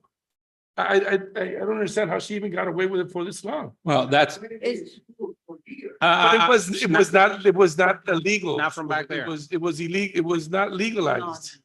There's not. Okay. Well, It's not- according excuse to me, the the- city, she didn't I have the think- permits for this, right? You never had the permits. I think that. You the- could, No, we you do have the could, permit. you had the permit, but not the proper permits.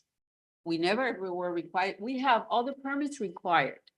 Okay, This- this You is have something You have new. a building No, this permit is for a something day, new. you have a building permit for a daycare. You never pull the Okay. permit to establish the use Because of the as school. you're the one that told us, look, this is a new ordinance. Yeah. Yes or no? No, That nobody the- knew. the How we ordina- were the supposed to know. ordinance is from We found out, 2006. we found out through the fire person, he's the one that told us, look, you're missing this. And I'm like, what are you talking about? That was a fire department. Then when we came to see you, we even went to speak with the mayor. He didn't even know about the new ordinance. You told them about The it. ordinance is Okay, from this is new. 2006. It was new to It's us. nothing new, and they have a 2006. lot. So you're Here, telling us like we have been 2006. doing something Well, no, illegal for well, years. well, we're not- That's not well, true. well, well, Let me well, explain. How well, are hold we on, hold on, hold on. supposed to know? Let me Ignorance of the law is clarify not an excuse, ma'am. Excuse me? In the law, ignorance of the law is not an excuse. No, It no, says it no. everywhere. How the city of Hialeah informed It us. doesn't matter. It There's does, a it law. does matter because you know what? It's your When I business spoke to to get her it, be and she got informed. the information, a week after, I had a person from the city of Hialeah delivering some information. Well, Let me right, well, ask now you that something. And now yet you've been they informed- went you've been for us informed to right now, sign a it's paper no that they longer were giving legal. us the information. I feel, Because we didn't got the information. I'm so How trying are to tell we you, supposed it's to no know? longer legal.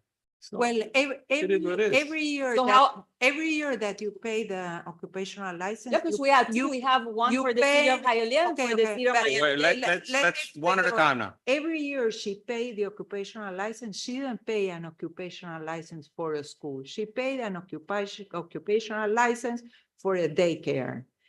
So they never came and correct that, because if you would have come 15 years ago and say, hey, I am paying for a daycare, but I have a school, then the law wouldn't apply to you. But for 20 years, you never came. So now it's the time. You never did that change of use. You never had an occupational license from the city, from a school.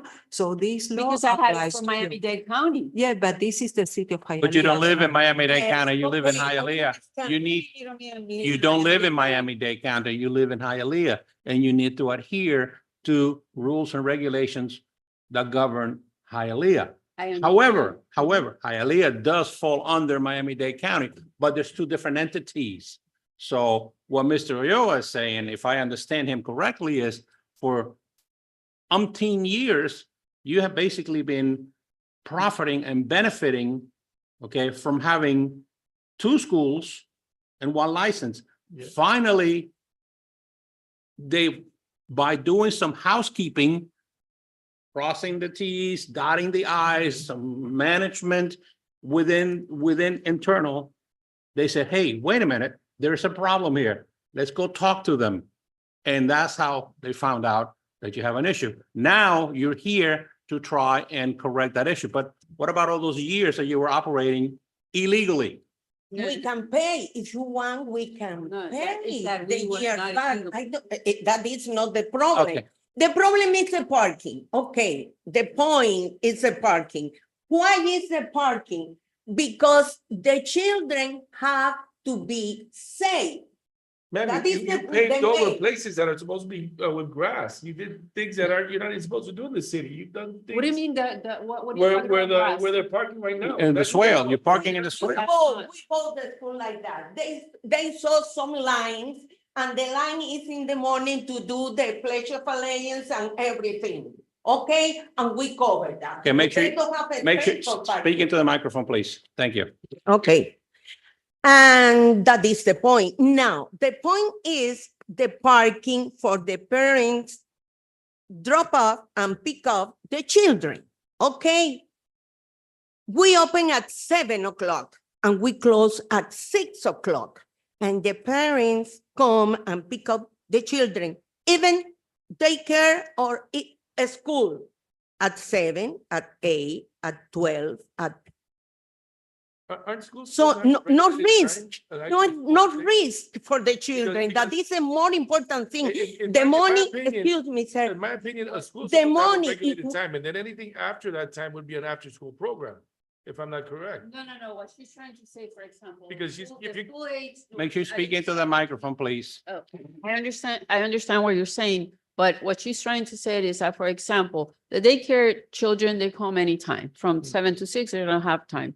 The kids that are from kinder to third grade, they do have time from 8:30 to 2:30, but not like regular public school, they have to be there at 8:25, 8:15. Since we open since 7 o'clock, we have some of the children, and again, we're not talking about 100 of children, we're only talking about 20, 24 children, actually 22 children. So they're not at the school being dropped off exactly at 8:30, 8:15. No, they have from 7 o'clock to 8:30 to be dropped off because we do give them that service. And by the way, you think that we're charging and we don't charge them anything, but anyways, that's not the point at this point. So that's what we're trying to say, that it's not that we have all the kids being dropped off at the same time. No, they have from 7 o'clock in the morning that we open, we give them the service, not to the parents, for those kids to be dropped off since earlier, because they have to go to work and they're there early, even though they class until 8:30. The same thing in the afternoon, class in there 2:30, 3 o'clock, but they're there until 6. Oh, or any time from 2:30 to 6. So you don't see a rush of parents, like when you drive to a public school that you see when they come in the morning, when they come out, there's a rush. You don't see that. And again, the whole point in this is when I spoke to the many times that I came here for different meetings, that our daycare license is for 50 children, right? So we have 24 kids. We're being too honest here and saying, okay, we have 24 kids in daycare and we have 23 kids in school age. If you add them together, we still under our capacity, under the capacity of 50 students. So what's the matter whether the students are, if I had 48 students daycare, it will be the same. It will be the same traffic of children. Yeah, but it's not the same grade. It's not the same, what, I'm sorry? It's not the same grade. I understand that, but it's the same, Do you have a license? So because here, okay, no, that we have an educational license, we do. But It's just, nothing it's to that like she said, the occupational part of it, okay? So that's why we are here, to get that and to trying to go by the law. And we're not here, and like I said, we were there and we find out, and as soon as we found out through the fire person, we came down here to find out. And I have been here like 20 times trying to put everything together. They gave me a whole package. We had spent $20-something thousand getting everything that is on that list that they require for us to get here. We had to do new a survey, we had to new plant site. It's over $22,000. And she knows because I've been talking to her every single time. And we have spent over $22,000 to get to here. Okay, in the recommendation here, Mm-hmm. says very plainly.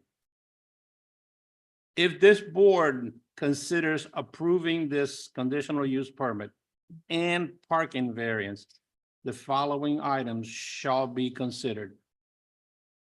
Applicant to submit a parking plan proposal and agreement. Okay? 2, submit building and street permits to correct alterations due to the site and swale areas that have been modified without a permit. Restrict the maximum capacity to 24 daycare children and 24 school children, which you're Right. yeah. you're good there. Okay?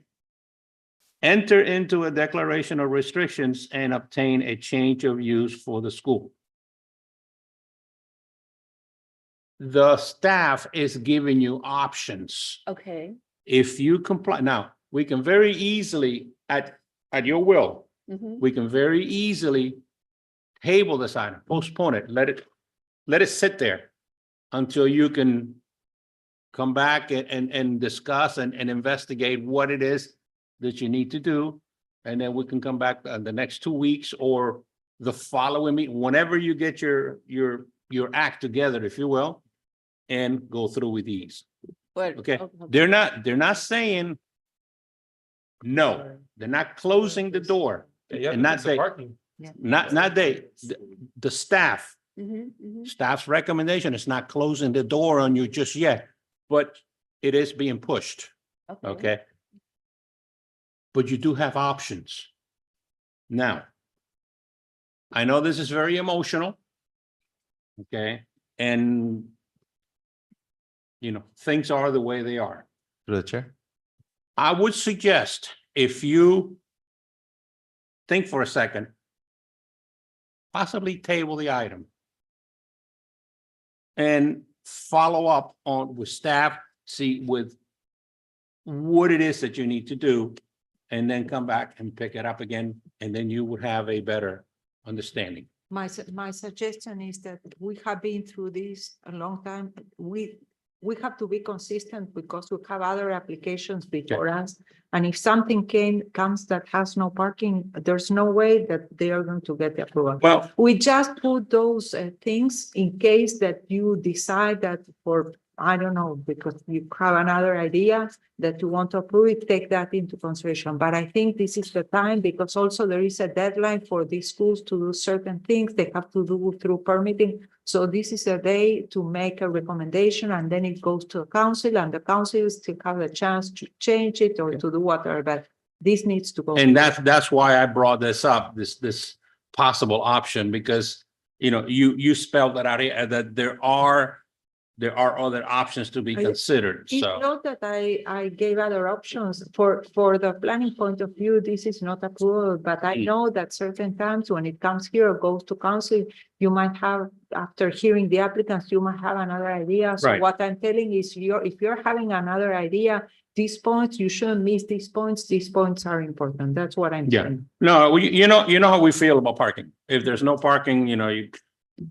you're barking And up the also wrong the tree. presence, when you say something to someone, then 2 years from now, 2 months from now, someone comes, that application that you approved and you did that thing. If you gave that opportunity to that person, I have the same right. So then it never ends. Never Okay. ends, yeah. Jimenez. Okay. I want to congratulate you. I'm looking at your school. Okay, well, okay, I will, when your turn comes. Thank you. Go ahead. I just want to congratulate you. I'm looking at your school. It looks very nice. You have a small area, and I think you've done the best you could with what you had. The colors look nice. It looks clean. It looks like you've been working for a very long time and you've been successful. And it's not like you're doing anything wrong in terms of harming anyone. I don't feel like the government should be in the business of like shutting down businesses. Like, I think we should be here to help you. And like, I'm a business owner too. And it's my livelihood, the same as it's your livelihood. And I see that you have other parents, you have other individuals here that care about this school. And I understand there's no parking because you chose to use the playground area. You don't have a lot of space. And however, I see there's a lot of street parking around the area. I understand there's some drainage I see in the corner where the stop sign is. And then there's a drainage next door. Are there flooding problems in the area? Not at all. No. Not at all.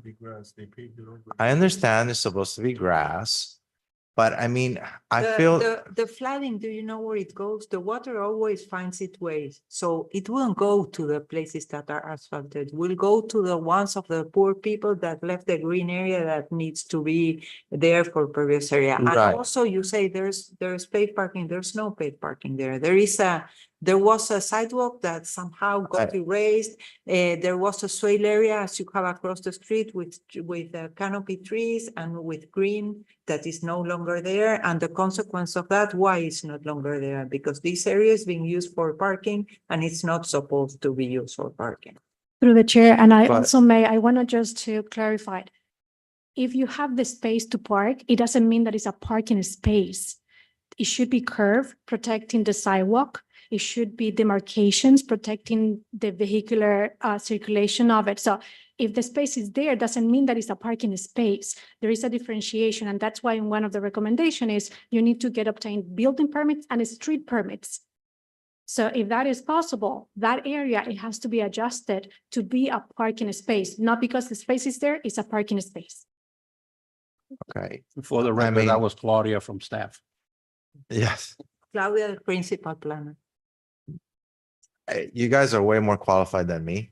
I mean, the way I look at it, I don't want to destroy your business. And I don't want to accuse you because I see all these schools all of a sudden bringing all these cases now.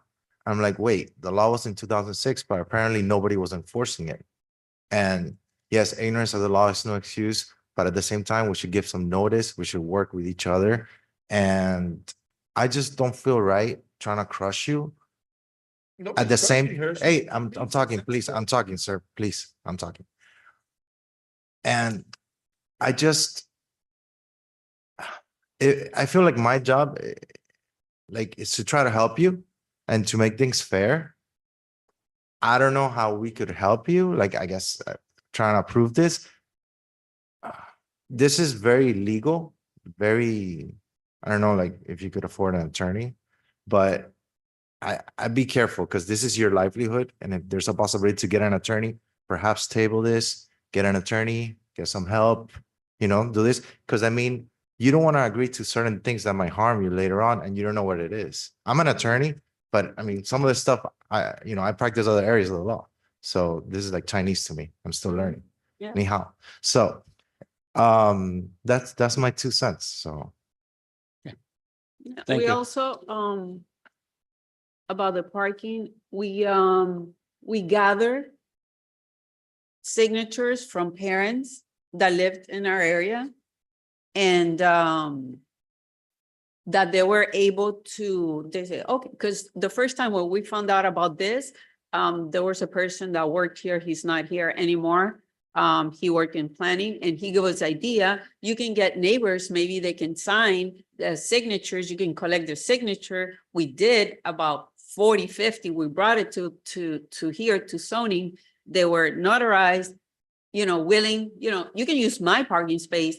And then at the beginning, it was an idea that it was given from zoning to us. And then when we came with all the signatures and the letter, they all notarized, they said, oh, no, that's not gonna be any good anymore. So we did try to follow everything that was told to us. And But we gather like 50, 60. We don't give that around. recommendations and It was not you. All It my was, staff, all my staff. no, have I been could there tell for you, more than I could 10 tell you years. who he was, but he's not, he Okay. doesn't work with Who you is- anymore. who is He the was, person? he was, what was his name? was the mayor assistant before the lady that is now. Well, he doesn't work with me. I never had any mayor Yeah, assistant no, working with. but we, and the same thing that you're telling us, I went to a meeting one-on-one with, Mayor Bobo, and he told me the same thing. I'm not gonna close your school.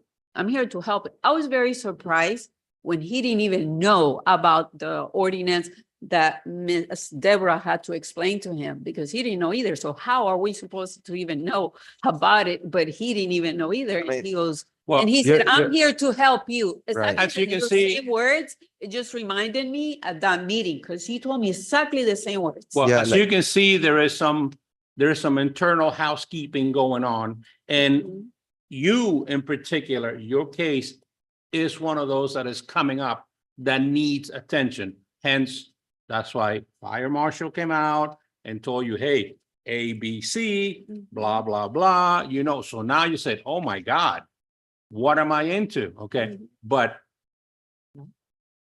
all this time you've been operating under, No, since we found out, and she knows, that's why she said, I don't want to Okay. see them again, because I've been here 20 times. And they gave me steps to follow. You had to do a new survey, you had to do a new site, a whole bunch of things. We did it, all of them. We spent over $20-something thousand going step by step, because they were telling me, you do this, and then so you get to here. We didn't, Okay. like you said, we should have got an attorney. We didn't, because we said, this is black and white. They're gonna see, what we're doing, and I didn't, well, I'm gonna get to the bottom of this. Through the chair. Because I'm gonna get to the bottom of this right now. John, 1 second, and I will honor your, Deborah, one question. See it. Based on your comments here, can they legally draw permits, improve the soil area, as Claudia said, turn it into legal parking spaces? Can that happen or no? I don't think that in a corner they could do that, and also doing that is super expensive. Well, I'm not talking about price. I'm saying, can it happen? I don't think so. Okay. I don't think. Thank you. Maybe John, please. maybe they can have 1 or 2 parking spaces. And also, if you look in Google, you will see the parking conditions in the neighborhood. It's not that they have lots of parking. Look, they have trucks, they are tandem parking. There's a multifamily building across the street that also parking the. Yeah, but they have parking on their Yeah. garage. I always try to find alternatives if I see them, but here I have been clear from the beginning. I Right. never promised them, this is the way to follow. We only make a recommendation, and then it's on you and on the city council. From us, there's no way, we don't have any resource to. Well, make I a just want to, not leave any doubts. John, please. All right, first of all, Mr. Jimenez, nobody's trying to close down her business. No, we're not. We're not closing it down. Hey, She could keep her business. not from back there. The only thing is changed. John, please, 1 second, please. If you would like to have an opinion on this case, when I open the floor for public hearing, you are more than welcome to come up here, say your name and address, and state your piece. I'm not going to allow you to just blabber off from back there. That is very disrespectful. Thank you, sir. Okay. Okay, I will call on you. They could I'm keep sorry, go the ahead. business as the daycare, as it was licensed through the city of Hialeah legally. That's the only thing. And if we allow exceptions with her, then somebody else is gonna come and ask for the same exceptions. And where do we draw the line? That's how we're saying, ma'am. There's rules that need to be followed. And then if we allow you to do this, okay, this is nothing personal. Black and white. You think you're taking it personal, but it's not. If we give this exception to you, then we're gonna have to give the exception to the next person. Because it's only fair. And it's just the way the laws work. It's nothing personal. It's the law. If you say, I need this exception, there's I don't certain need an exceptions that we exception. could. You are asking for exceptions. You're No, exactly I'm right. asking what to do. She told you, and it's almost, and she's telling you, at your location, it's almost impossible to get what you need to have, because you have no parking area. Let me tell you something. It's the case because I believe that if the amount of people involved in this case is 50 kids, 48 kids. Okay, it's different than the biggest school that have 100 children and it's different completely. It's different. So you are the exception to the rule. No, we're not. Is that what you're trying to tell me? Because exception, sir. if she's the exception to the rule, then okay. No, my I wanna know question is. where do we I draw know the I line license to the for rule? No, Is she Okay. the exception to the wait. rule? Are we gonna make an exception? for Okay, her? you know what, I'm- you know this what, is I'm, not- We have a license for 50 children. My point is, if I have 50 daycare children, right?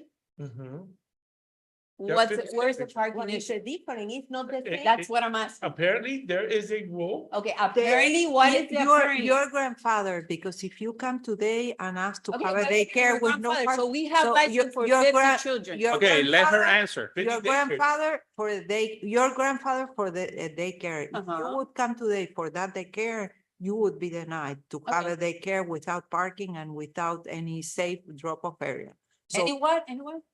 any safe drop-off area, because you don't have, they are bringing the kids and parking on the. So then you have streets. to Yeah. close all the daycares that we have in the same No, street? no, you have a daycare. The daycare's grandfather, there is a permit there. So the daycare with the 50 children is Mhm. grandfather, but now you're modifying it.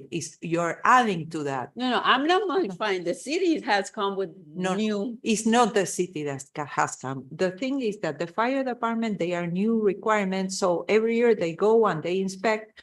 And there is a new law that if you see that in this, because this is not the only daycare that expanded. Many of the daycares expanded and not only in Hialeah, it was all around the county. And this is because of the grants that the government gives. So the daycare says, okay, to make it better, I get this money from the government and this will make me make profit with my school. So everyone expanded. So then when the fire department looked at this situation, they said, well, they are not safe.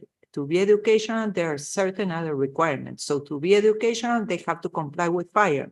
So when they go to fire and they want to pull a permit to convert this in education, then this triggers all the other requirements that zoning has, because the parking is different, the number of teachers are different. So it's a compounded thing. It's not something that we invented. We created the law of having a conditional use permit in 2006 because at that time we already noticed that they wanted to put schools everywhere in the shopping centers, in commercial buildings, in places were not suitable. So at that time we decided, okay, we should look carefully and see if they are really these are really good places to have the school. So this is how this came about. It's not something that I invented, that I sent her a letter. I have made never her- said that. Okay, I that- have never okay, said that's- that. we made here a workshop. We invited everyone that we had in the list and that we noticed that expanded the daycare into schools. And that But is why. when was that is done? When was that done? Like 2 years ago. Ah, okay, not So- 2006. In 2006, the CUP was enacted and is there in the code. So anyone that had a daycare and wanted to expand. And were we they- notified in Did 2006? you come to the city with your occupational license that you receive every year from the city and that say daycare? Did you come here and say, hey, I don't have a daycare, I have a school? If you would have come, you would have known, but everyone continued paying what they are paying, the daycare. They never came to tell us Purposely, we have a in school. purpose. So that's why the years pass by and no one. Okay. We both- So, we okay, both listen, we paper need like to, that. we both need, we think- need to put an end to this, okay? Okay. So me personally, my recommendation to you is I will piggyback on Mr. Jimenez's opinion. Do you want to put this to rest for a couple of weeks or so and seek legal advice? If you do, we will postpone this hearing until next 2 weeks or the following meeting when you're ready. That is strictly up to you. But we're not, tonight, it seems like we're not gonna get anywhere. Another option, this board recommends to the city council. They don't approve or disapprove. So you have two more chances where you go to the city council, and if Right. you decide that you want to have an attorney, you can get your attorney and go to the next city council meeting. And whatever is the recommendation from here, they will listen to you and then they will make a decision. Because at the end of the day, the ones that make the decisions is not me, it's not them, it's the city council. Do you understand So that? if they have a deadline, my recommendation is don't table the Okay. item. Go ahead with whatever consequence it is. And if you decide that you want to hire an attorney, well, you have 2 weeks. You can ask the city council to postpone the item that you already passed this stage, and then you go to the council members that are the ones that will decide. Would you like a brief recess and talk to the attorney behind you? I want to see the next case. Okay, okay. No, I want to All see right, the all right, next let's case. listen. Maybe Listen. with an attorney, why Let- you're let telling me me that with an attorney will be better? Is I- that what it is? I can't give you your opinion there. So again, I repeat myself, my suggestion is, think about it. Now, we can go forward tonight as the principal planner has stated. We can go forward at a risk of denial, Recommendation of denial. recommendation of denial, or recommendation of approval with said conditions. 2 weeks from now, right? The council meeting, 3 weeks, 2 weeks. whatever, the council will take this up. And remember, they are the final say so. Okay, so do you want to go through? And I will hear you guys in just a minute. I will open the floor. Do you want to go through with this, even though it is recommended as denial?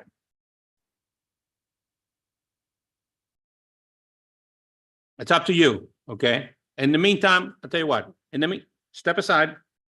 Let me open the floor for the people, so. At this point, we're gonna open the floor for comments. Name and address, please. My name is Dr. Yasmin Gamalicia, 6146 West 14 Court, Hialeah, Florida, 33012. Very emotional for me. I came to the United States in 1995, start working for them 1998. They provide me the ground to go to school and get educated and become a doctor. Right now, I own a pharmacy, City of Hialeah, for the last 3 years. And some of the things that he said made me so, like, I don't want to belong to, because he mentioned the word illegally. You have been operating illegally. You know how many times I have a person that works for Hialeah City or the City of Hialeah with a shirt checking my occupational license like 3 times a year. All they do is come in, check the color of my license, and they go. Why they haven't done it for them? Tell me why they haven't done it for them. Deborah, I'm sorry, miss, she has made it so, like, it's 10 of you, 10 of you.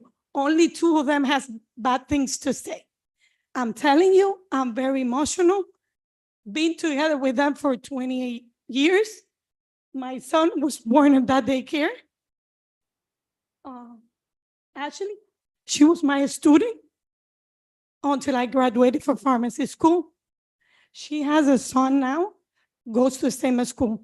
It's like, I see your position that you guys try to do what is correct, but you guys have to, like on the previous case, it's not your house, like it's getting a building next to you. It's difficult. But what I'm telling you is a school is safe. You need to go there. Drop your kid every day. It's a lovable place where kids grow and become a better professional or whatever what they want to become in life. I am an example. As I'm telling you, I went to school, Miami-Dade, Nova Southeastern University, became a physician, and now I have my business at Hialeah Pharmacy, very good pharmacy for the last 3 years.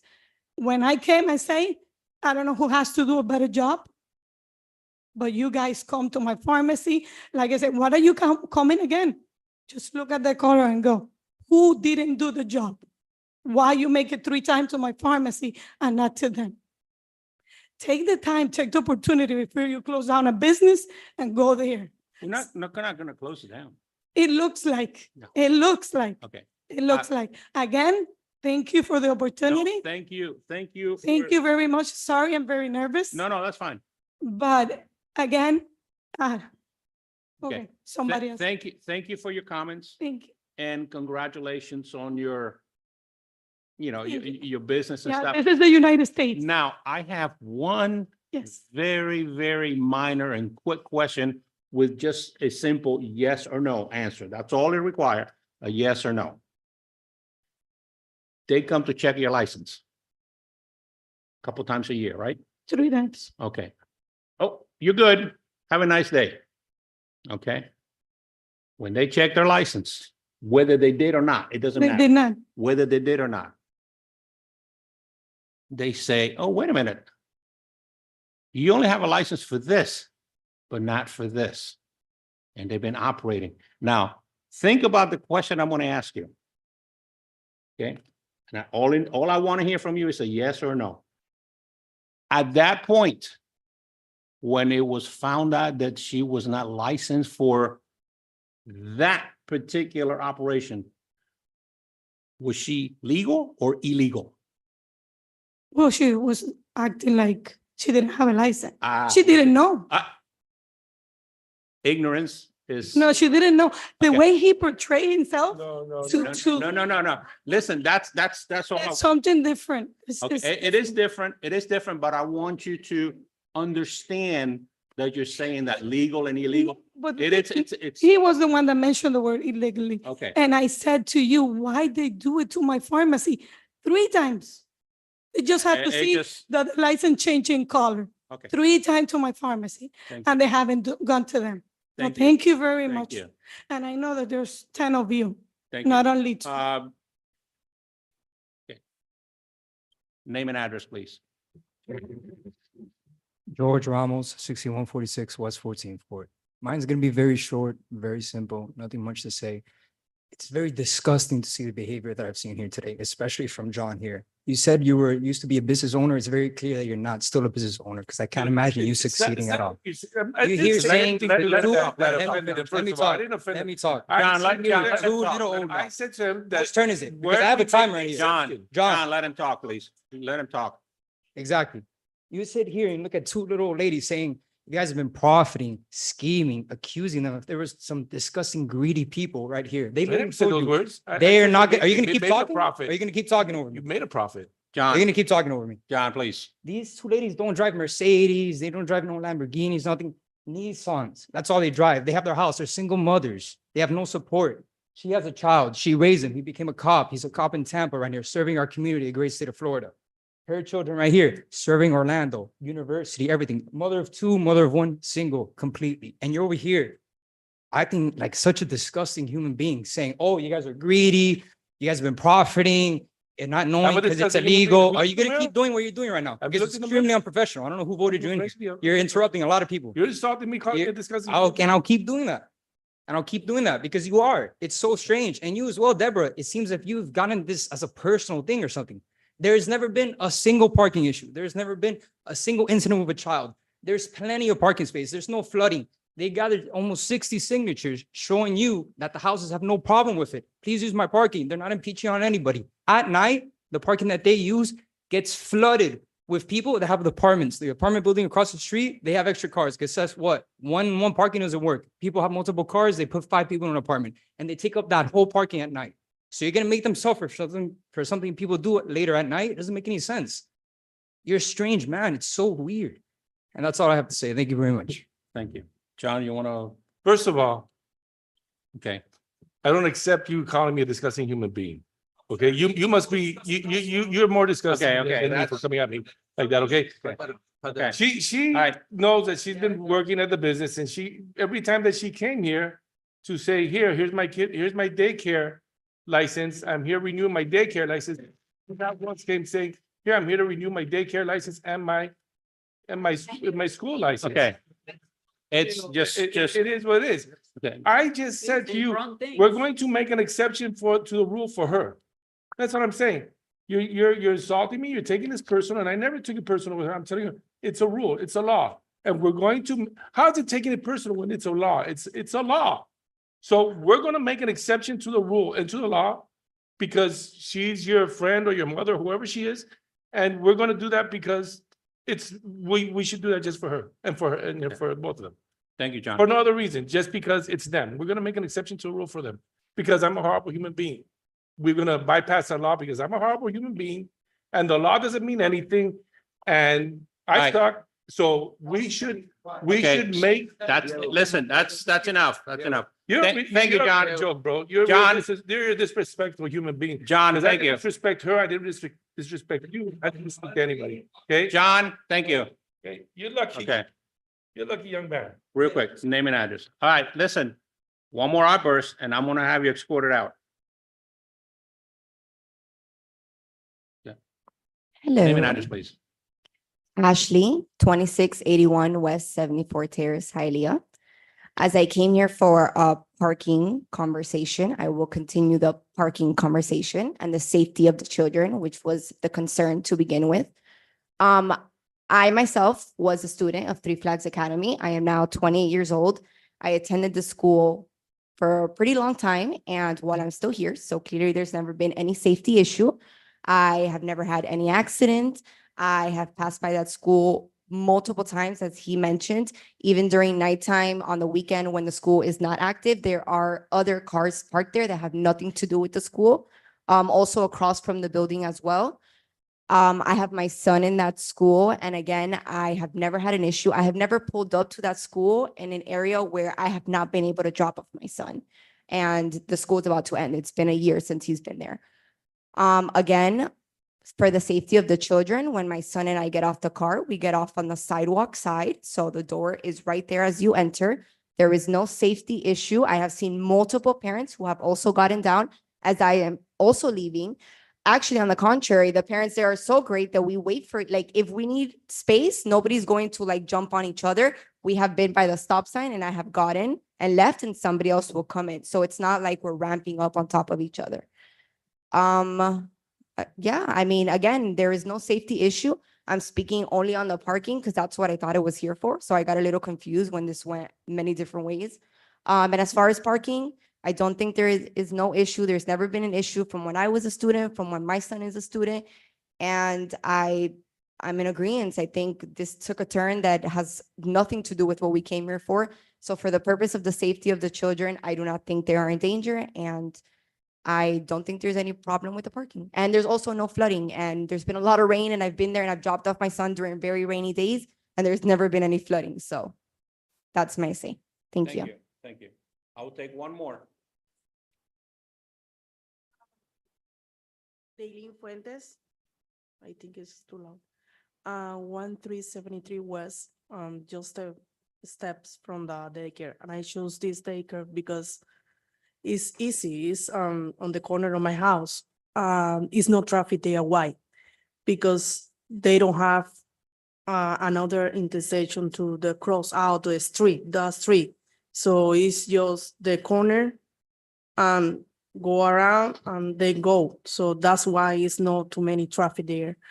And I collect so many letters a couple of months ago, and I found histories from the daycare. I didn't know. And I went to my neighborhood, was the letter to authorize or lend the parking space for the teacher or another person because it's the same block. And the guy told me that the two childs there, starting there. So because it's comfortable, it's clean, no flooring, never had an accident. I live in the same block. She have two more students in the same block, so they don't need a car. My child was there 4 years ago. So every day I go there without my car. In the same block, she had 3 more students there. So just take down consideration. Thank you. Okay, thank you. Thank you. Okay, this closes the part of the public hearing. I'm going to give you one more chance, one more option. Do you want us to go forth with a recommendation of whatever, either negative or positive? Or do you want to take a chance and get legal advice? Even though, as Deborah says, your time is at a premium. Yeah, we're gonna take a couple weeks and Okay, I'm not gonna give up. okay, so you, at this point, for the record, you are requesting postponement of this item. Now, the thing is, it has to be a date specific to the Okay. next meeting in 2 weeks or to the following meeting in 4 weeks. So Which 4 one? weeks, 2 weeks, 4 weeks, a month. 4 weeks? Yeah. Okay, Next month. does that meet, I want to say the last. real quickly? Yes, Let very me tell you something. If you postpone 2 weeks, you will be coming in June. So if you come the first meeting in June, then you will go to a first council meeting in June. And then, and then in July, there is recess. So Okay. then your case won't be closed until August, the second week in August. Through the chair. Okay. If you come in June, you won't finish until August, because in July, you won't be able to have a second council meeting because in July, there's recess and there are no meetings. So We you will can do come 2 to weeks. one meeting in June to planning and zoning, to one meeting to council in June, and then 1 month, if nothing will happen, and then you will come again the second week in August. Unless you can get your act together within 2 weeks, then Yeah, 2 weeks in. 2 weeks. I think that way 2 you don't have to weeks is stretch it better. all the way out to. Through the chair. 2 weeks. What's the time constraint for them to do everything? Because I know that, yeah, we fall the June. Yeah, and then we get into July where, Well, do they have a time limit? Well, they have a time limit because to give them the educational license, the fire department needs to see that they went and they put the permits and everything through the building department. Well, This they is get- like the first step in the couple of things that they need to do Okay. afterwards. The last thing that I'm gonna say, I have a concern. Deborah told us the first time that we meet her, you can spell all the money in the world. I'm gonna say no. Thank you very much. Well, no, that's true. Okay. You know from the beginning, and I don't make the We had decision. I 4. make the recommendation based on facts. You We have- know from we the have 4 beginning people. that I was Yeah. going to say no. Okay, so ma'am, Yes. you're requesting postponement, you're requesting tabling until the next meeting, 2 weeks from now. That's right. Okay, that will be when? That will be May 29th. May 29th? The other option will be June 12th. No, but she's saying it's too late. Okay, so that being said, But either way, it's gonna go into August. Why? If It's she gonna comes go- back here If she comes back here In June. In May, in May, in May, the next meeting, 2 Yeah. weeks from now. oh, then 2, I we thought you wanted create- 4 weeks. So I then wanted, but she said it's, I'm gonna Yeah. run into. you cannot, reason. if the 2 weeks pass and then you see that you need more time, Okay. well, then you call us and you postpone. Okay, so we'll shoot. So for it's 2 better weeks. today to say 2 weeks, and then if you need more, you postpone and we put it in the agenda. It needs to be. I just want you to understand completely that I personally, as the chairman here, okay, I'm just but one vote, okay? We're not closing the door on you. We're giving you options, okay? Obviously, you get the feel for what's going on. So we're throwing the ball back at you. Within 2 weeks, do what you need to do your due diligence, and then come back and we'll maybe start fresh, or we can start with more information. Yeah, and bring evidence, bring pictures, Yeah. bring something. Something tangible, something that we can work with, other than, well, it's been like this all this time and I just found out. Okay. Thank you. Thank you all for your participation. Can we get a Motion to table. Second that motion. Okay, so we have a motion from Mr. Jimenez, second from Mr. Iglesias. Mr. Santiago, Yes. Mr. Perez? Yes. Mr. Ulloa, No. Mrs. Enriquez? Yes. Mr. Mason, Yes. Mr. Iglesias, Yes. Mr. Jimenez. Yes. Item has been tabled until May 29th, 2024. Thank you. Pass the, On the way, sir. on the way. Thank you. Item number 6. Item number 6, conditional use permit to allow a K through first grade elementary school with a maximum capacity of 44 students in conjunction with a 75 children daycare. Variance permit to allow 18 parking spaces, with 7 of those spaces backing out into the street, where 48 parking spaces are required, and back out parking is not allowed. Property is located at 499 East 21st Street, Hialeah, Zones R3, multiple family district. Applicant Cesar Mestre, Squire, on behalf of La Scala Preschool Centers. Is that ours? No. There's nothing there. Cesar Mestre with offices at 8105 Northwest 155th Street, Miami Lakes, Florida. Thank you. Let's make it quick. I got a headache.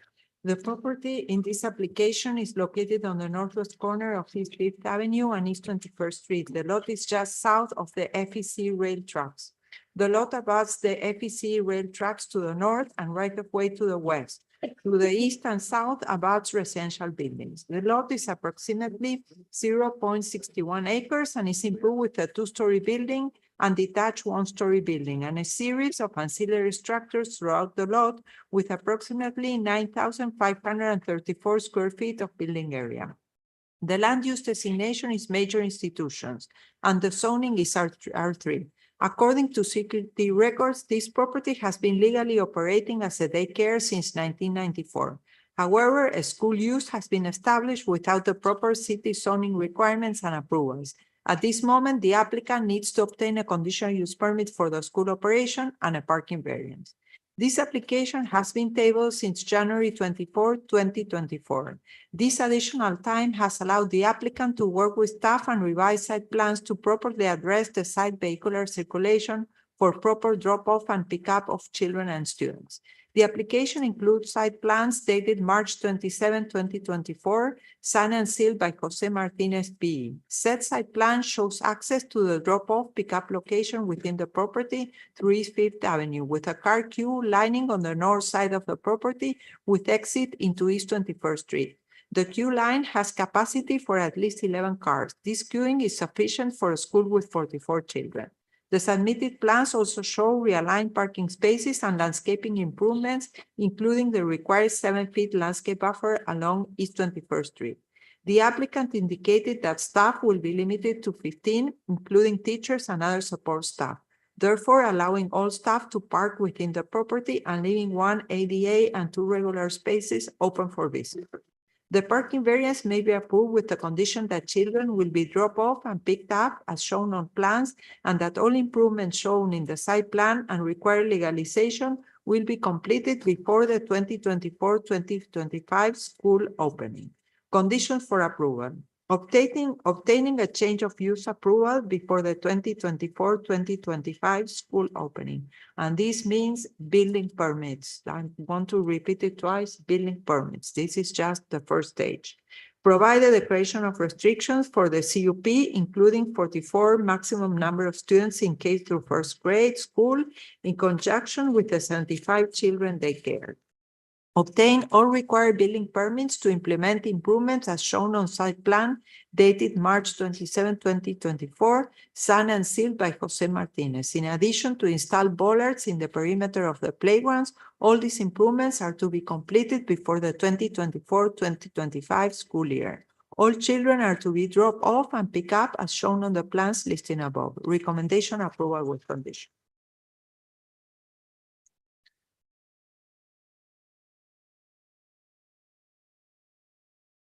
Do you want me to continue or wait for? We have 2 missing. Oh, okay, let's wait for him.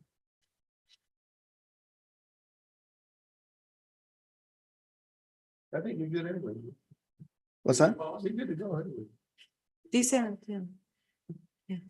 No, I read the whole report. Oh, okay. But I can read it again if you want. All right.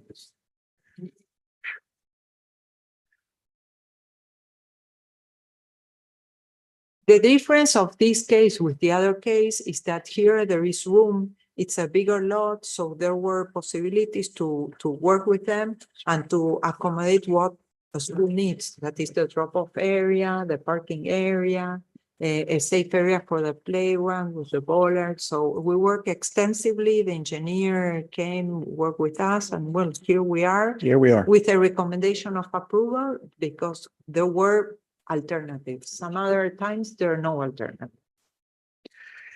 Good evening. I'm here with George Machado, the owner of the school. As Deborah said, we were here back in January, and we kind of got stuck. And I remember the chairman telling us an alternative, which we've actually implemented. So thank you. I forget the alternative, but I'll show it to you right now. You're gonna go, oh yeah, that's it. Let me show you real quick. Slide number 2. This is the property. This is 25th Street. As you see, it's just south of the okay, Metro Rail. I got you. You know which one it is. Next slide. Out of the higher line. I got you. This is the pictures. This was a church at one time, and it's been a daycare since 1994, at least. And just as an aside, the gentleman that was here, I spoke to him outside, and his concern was that based on what he received, he thought we were building an additional 45 parking spaces. And he lives right there on East Fifth Avenue. Fifth Avenue. And he was concerned that they were going to take up the whole street and take everything up. And I explained to him that that wasn't the case. And he said, well, then I'm good. And he left. That older gentleman in the. Yes, front. the gentleman Okay. that was here. I took the opportunity since Okay. we had Thank some you. time. Thank you. So basically, let me show you what the issue was last time. If we go to slide number 12, I can make it easy. I'm sorry, slide 13. Slide 13 will show you that what we did was we had proposed a loop on East Fifth Avenue before. This is a dead end street. East Fifth Avenue stops there. You can't cross over going north. So we're gonna go in through the rear of the school. There's a queuing capacity here of 11 cars. So we have plenty of queuing capacity. And the cars will exit south to go on 25th Street, on 21st Street. I imagine they're just gonna go westbound. So that is the circulation, which was the problem last time. It not increasing the size of the school. We're not increasing the capacity of the kids. We're only asking for 44 students K through 1, and they already have 75 children daycare. Parking is going to stay the way it is because of the limit of the property. So just to make it short, if you have any questions, I'd be happy to answer them. If not, we would respectfully request recommendation of approval as staff has recommended. Thank you, sir. Comments or questions? To the chair. Please. The fence that, well, first of all, the exterior playground that's up in the top left corner, that belongs to the school. The playground that is on the property, yes. Actually, I think we have 2.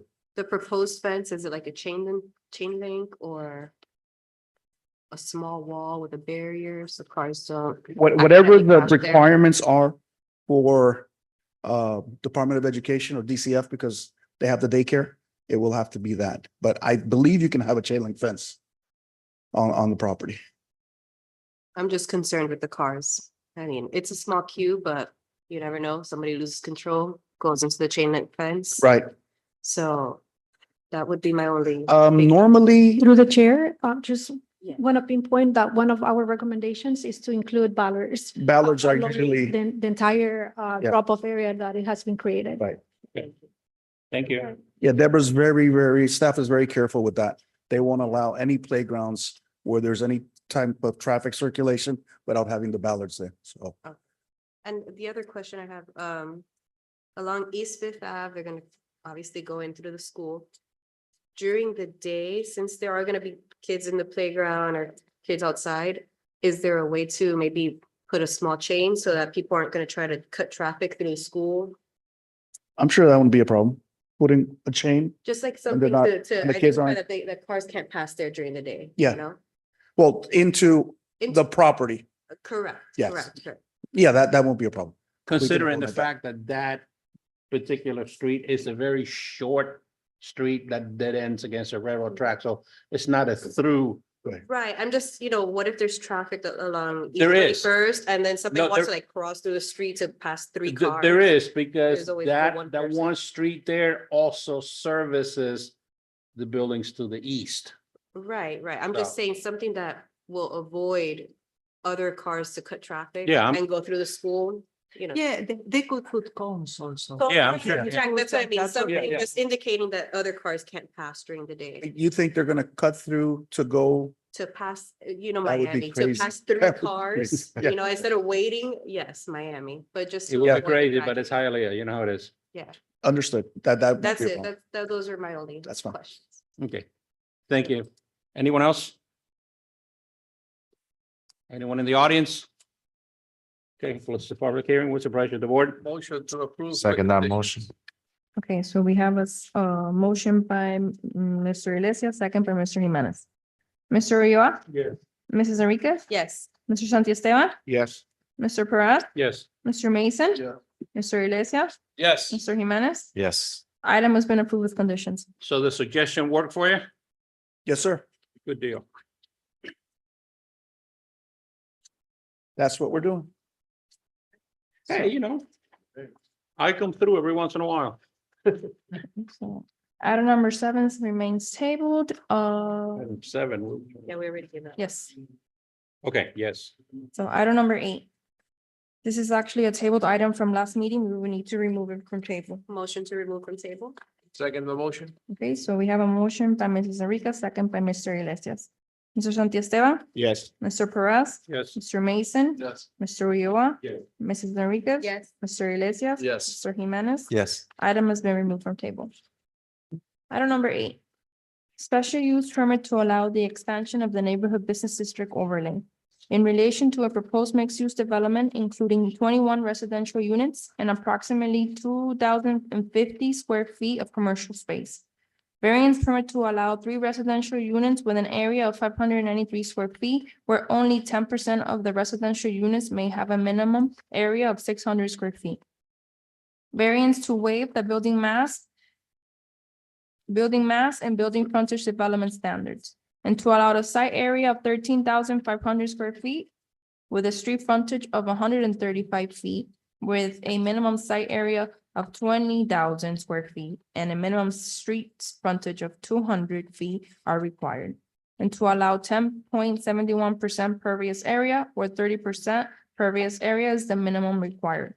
Properties are located at 805 Palm Avenue and 11 East A Street, Hialeah Zone CR, Commercial Residential District. Applicant Cesar Master Esquire on behalf of 11 East A Street LLC.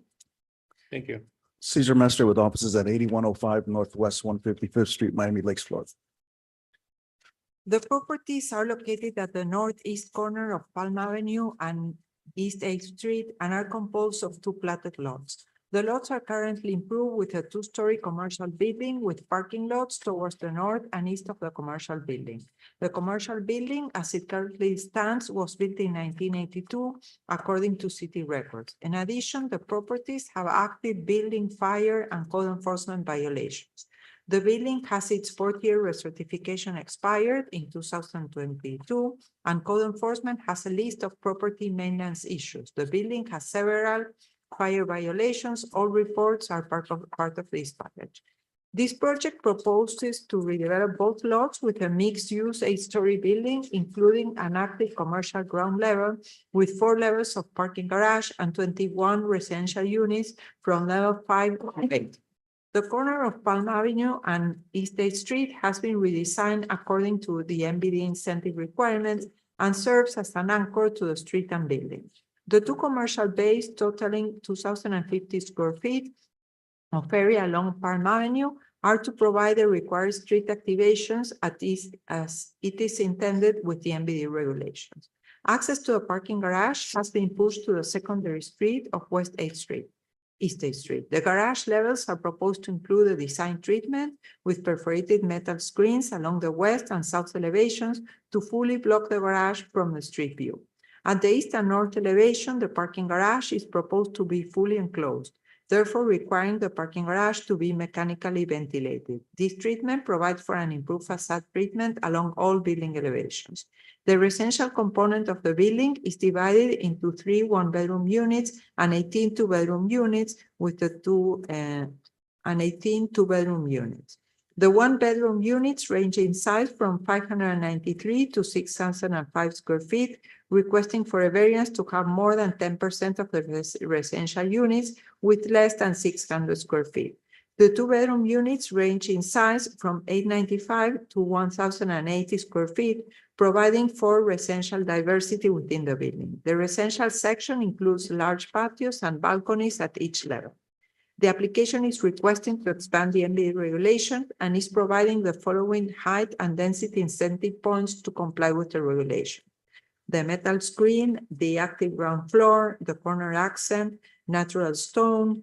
50% of the high incentives that are the ones that I mentioned go to the density incentive, and it's a corner site and improved storage.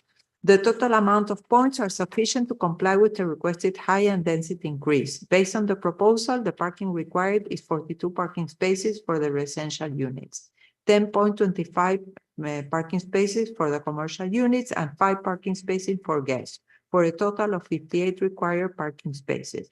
The project is proposing 55 parking spaces within the garage and 4 on-street parking spaces for a total of 59 parking spaces. The landscaping and open space is requesting a variance to provide 10.71 pervious area where 30% is required. The ground level is providing several trees and palms. However, as part of the site plan process, a tree protection plan should be provided for the existing trees. The architectural design and placement of the project meet most of the MBD requirements. In addition, to avoid land speculation and maintain land prices real, staff requested a construction schedule and a financing statement from the applicant because projects with lofty ambitions often fail to materialize, leading to properties gaining specific rights that significantly inflate their value. Consequently, the land becomes prohibitively expensive for development. The applicant submitted a cost estimate and construction schedule that will be reflected on a declaration of restrictions, and the project shall be developed according to plans prepared by OA Architecture, signed and sealed by Daniel Alonso, dated November 13, 2023. Therefore, staff provides the following conditions: provide a declaration of restrictions and a unity of title for the two parts. For the two parcels, the recommendation is approval with these conditions. Thank you. And here you have in your documents, you have the timeline for the approval. Yesterday, 2 older applications for MBD that were never materialized were repealed and rescinded. So, and this is because people have big dreams, and then when it comes to the numbers, they realize that they cannot build what they prefer that they were going to build. And that's why, to avoid these situations and having to wait and then repeal and rescind ordinances, we are asking them to provide this, and also it's a way for them to realize what they're doing and how much it would cost. So to make sure that this is something that is feasible. Thank you. Good evening. Just so as an aside, the owners of this property also own the one at 455 East 10th Avenue, which you guys approved probably over a year ago, maybe 2 years ago. And that one is in progress. I know that they've been going forward with that.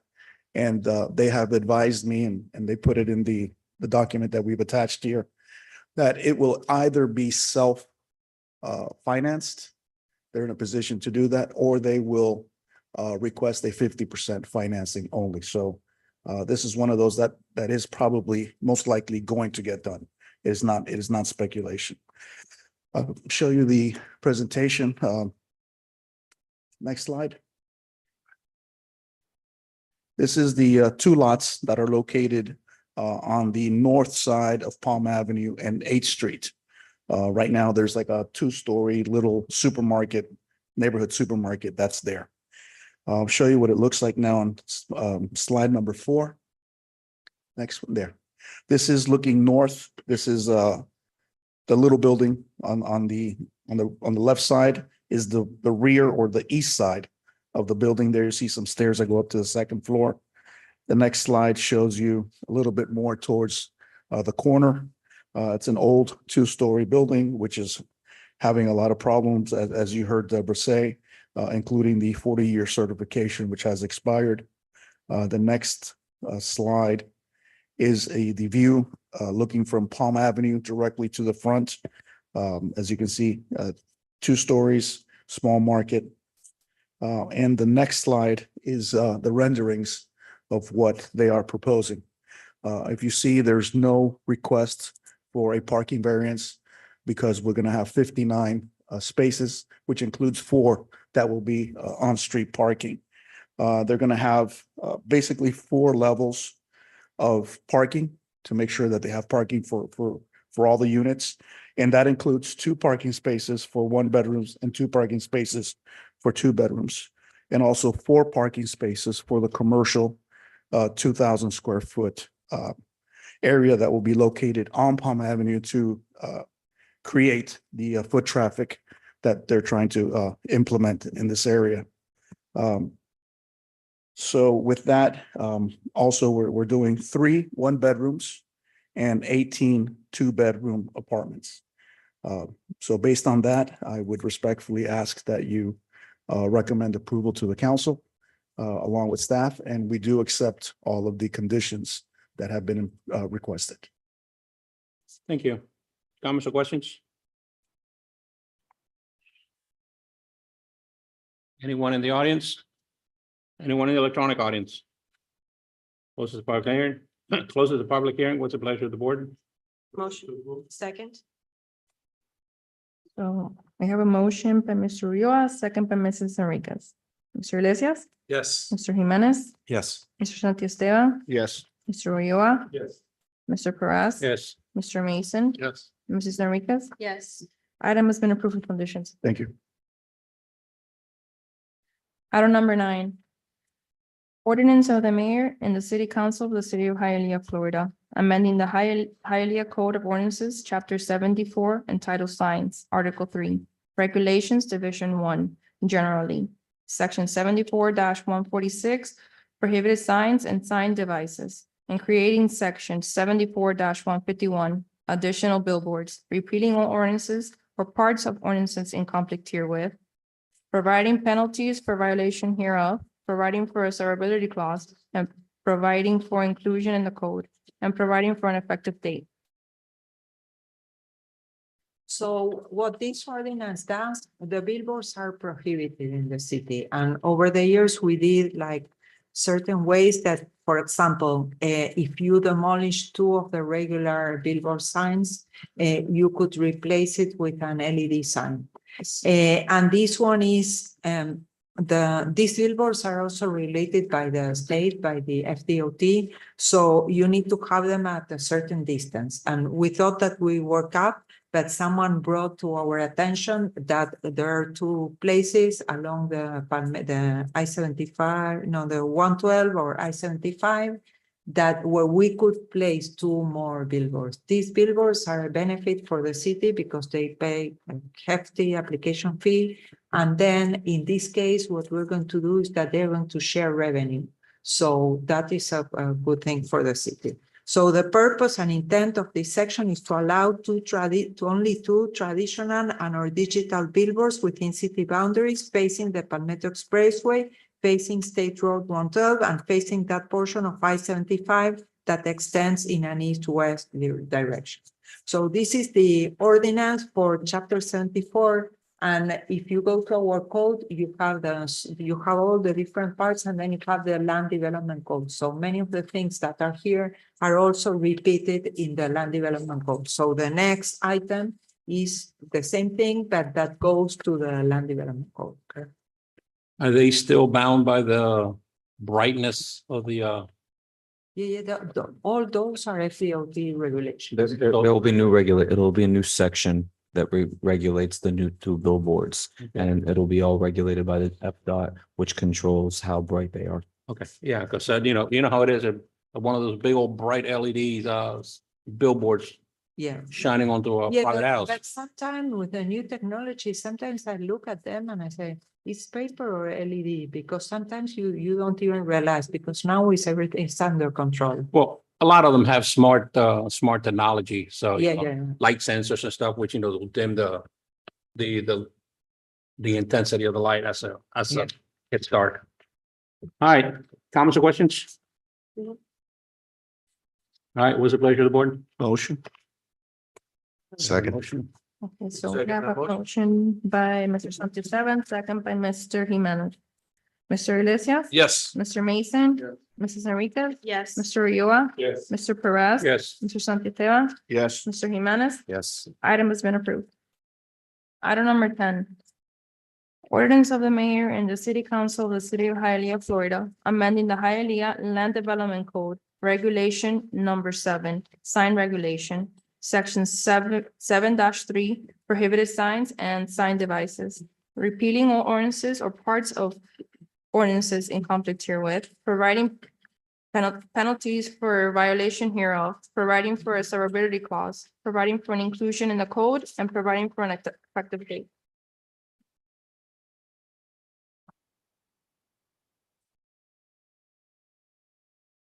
Same thing, Same thing on a different, same thing, not even different. not even. All right. Motion to approve? Second that motion? Okay, so we had a motion by Mrs. Enriquez, second by Mr. Iglesias. Mr. Ulloa? Yes. Mrs. Enriquez? Yes. Mr. Santisteban? Yes. Mr. Perez? Yes. Mr. Mason? Yes. Mr. Iglesias? Yes. Mr. Jimenez? Yes. Item has been approved. Miscellaneous item not requiring advertising. Item number 11, final plat of 7-Eleven Hialeah, Okeechobee and 18th. Okay, so this is a replat of a property that is a gas station and they are redeveloping, so they need to replat the property. Motion to approve? Yeah. Recommendation, no objection by any department, so the recommendation is approved. So we had a motion by Mrs. Enriquez, second by Mr. Santisteban. Mr. Jimenez, Yes. Mr. Iglesias, Yes. Mrs. Enriquez, Yes. Mr. Ulloa, Yes. Mr. Mason, Mr. Perez, Yes. Mr. Santisteban. Yes. Item has been approved. Item number 12, old business. No old business. Item number 13, new business. Through the chair. Yes, sir. Just a slight matter. I think to maintain, The calm. yeah, I'm gonna wait one second. The crunchy. To maintain the peace and decorum here, I think we should not interrupt each other. I think we should follow the protocols, not interrupt each other. I see everybody gets heated, we all get heated, and I think if we respect each other and not interrupt and allow each one of us to present their ideas, everything's gonna flow better and it's gonna be better. Like if I have an idea, I'm talking, and then I get interrupted, then I lose that train of thought. Or if I interrupt somebody else and then we start interrupting each other, then everybody else is gonna take a bad example from us, and we should set a good example for everybody else. Especially when one of the audience members is stating their piece.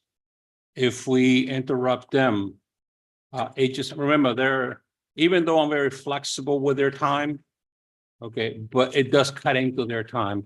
And all it does, it just creates more anxiety and more, I don't know, more reason for discussion. So it just common courtesy. Okay, yeah, good recommendation. Huh? And we've been getting along pretty well so far, so. Well, He went technical overboard. yeah, I didn't disrespect him as well. They're What- both using excuses of why they should get it, and, they would have, they would have to better too. And they never said that even with $1 million, you're not gonna fix it. Right. Which I'm sure, whatever it is, they took it to a personal level, it's not a personal level. But we That's have to why- rise above that, yeah, that's why I kept banging on It's that. never at a personal level, this was a rule that is in place. I never want to squash anybody's business, I don't want to hurt anybody's business, on the contrary, I wish everybody did to flourish. But when you have a business that is already grown to a level in the location where you're at, maybe sometimes it's better to move to a new location. I think you missed the point. The point is, let's not interrupt each other. But it goes back to why that this all happened, you know.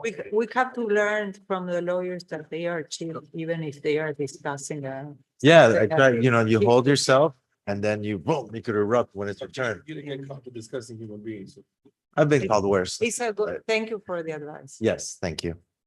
Thank you. Okay. I will do Thank that. you. Thank you, my friend. Well, just keep in mind, we're all working here together. Okay, and we're representing the city. If we can't get along with each other and respect each other, what's everybody out there gonna think of us? Of course. We need to be professional. We need to act in such a matter that it puts not only us as representatives of the city, but the city itself in a good view. And, we just take the good with the bad. And we've been doing great so far, so. let's No, keep it up. we're done. It's just little things that need to be ironed out. Sometimes it gets heated. Yeah, sometimes, And and times that were very heated, and I was not here. so- yes, But that's, let's talk about that off the record. you do have Yes. 5, yes. Okay, Let's so, adjourn The meeting. all right, so if there's anything else that we need to address? No?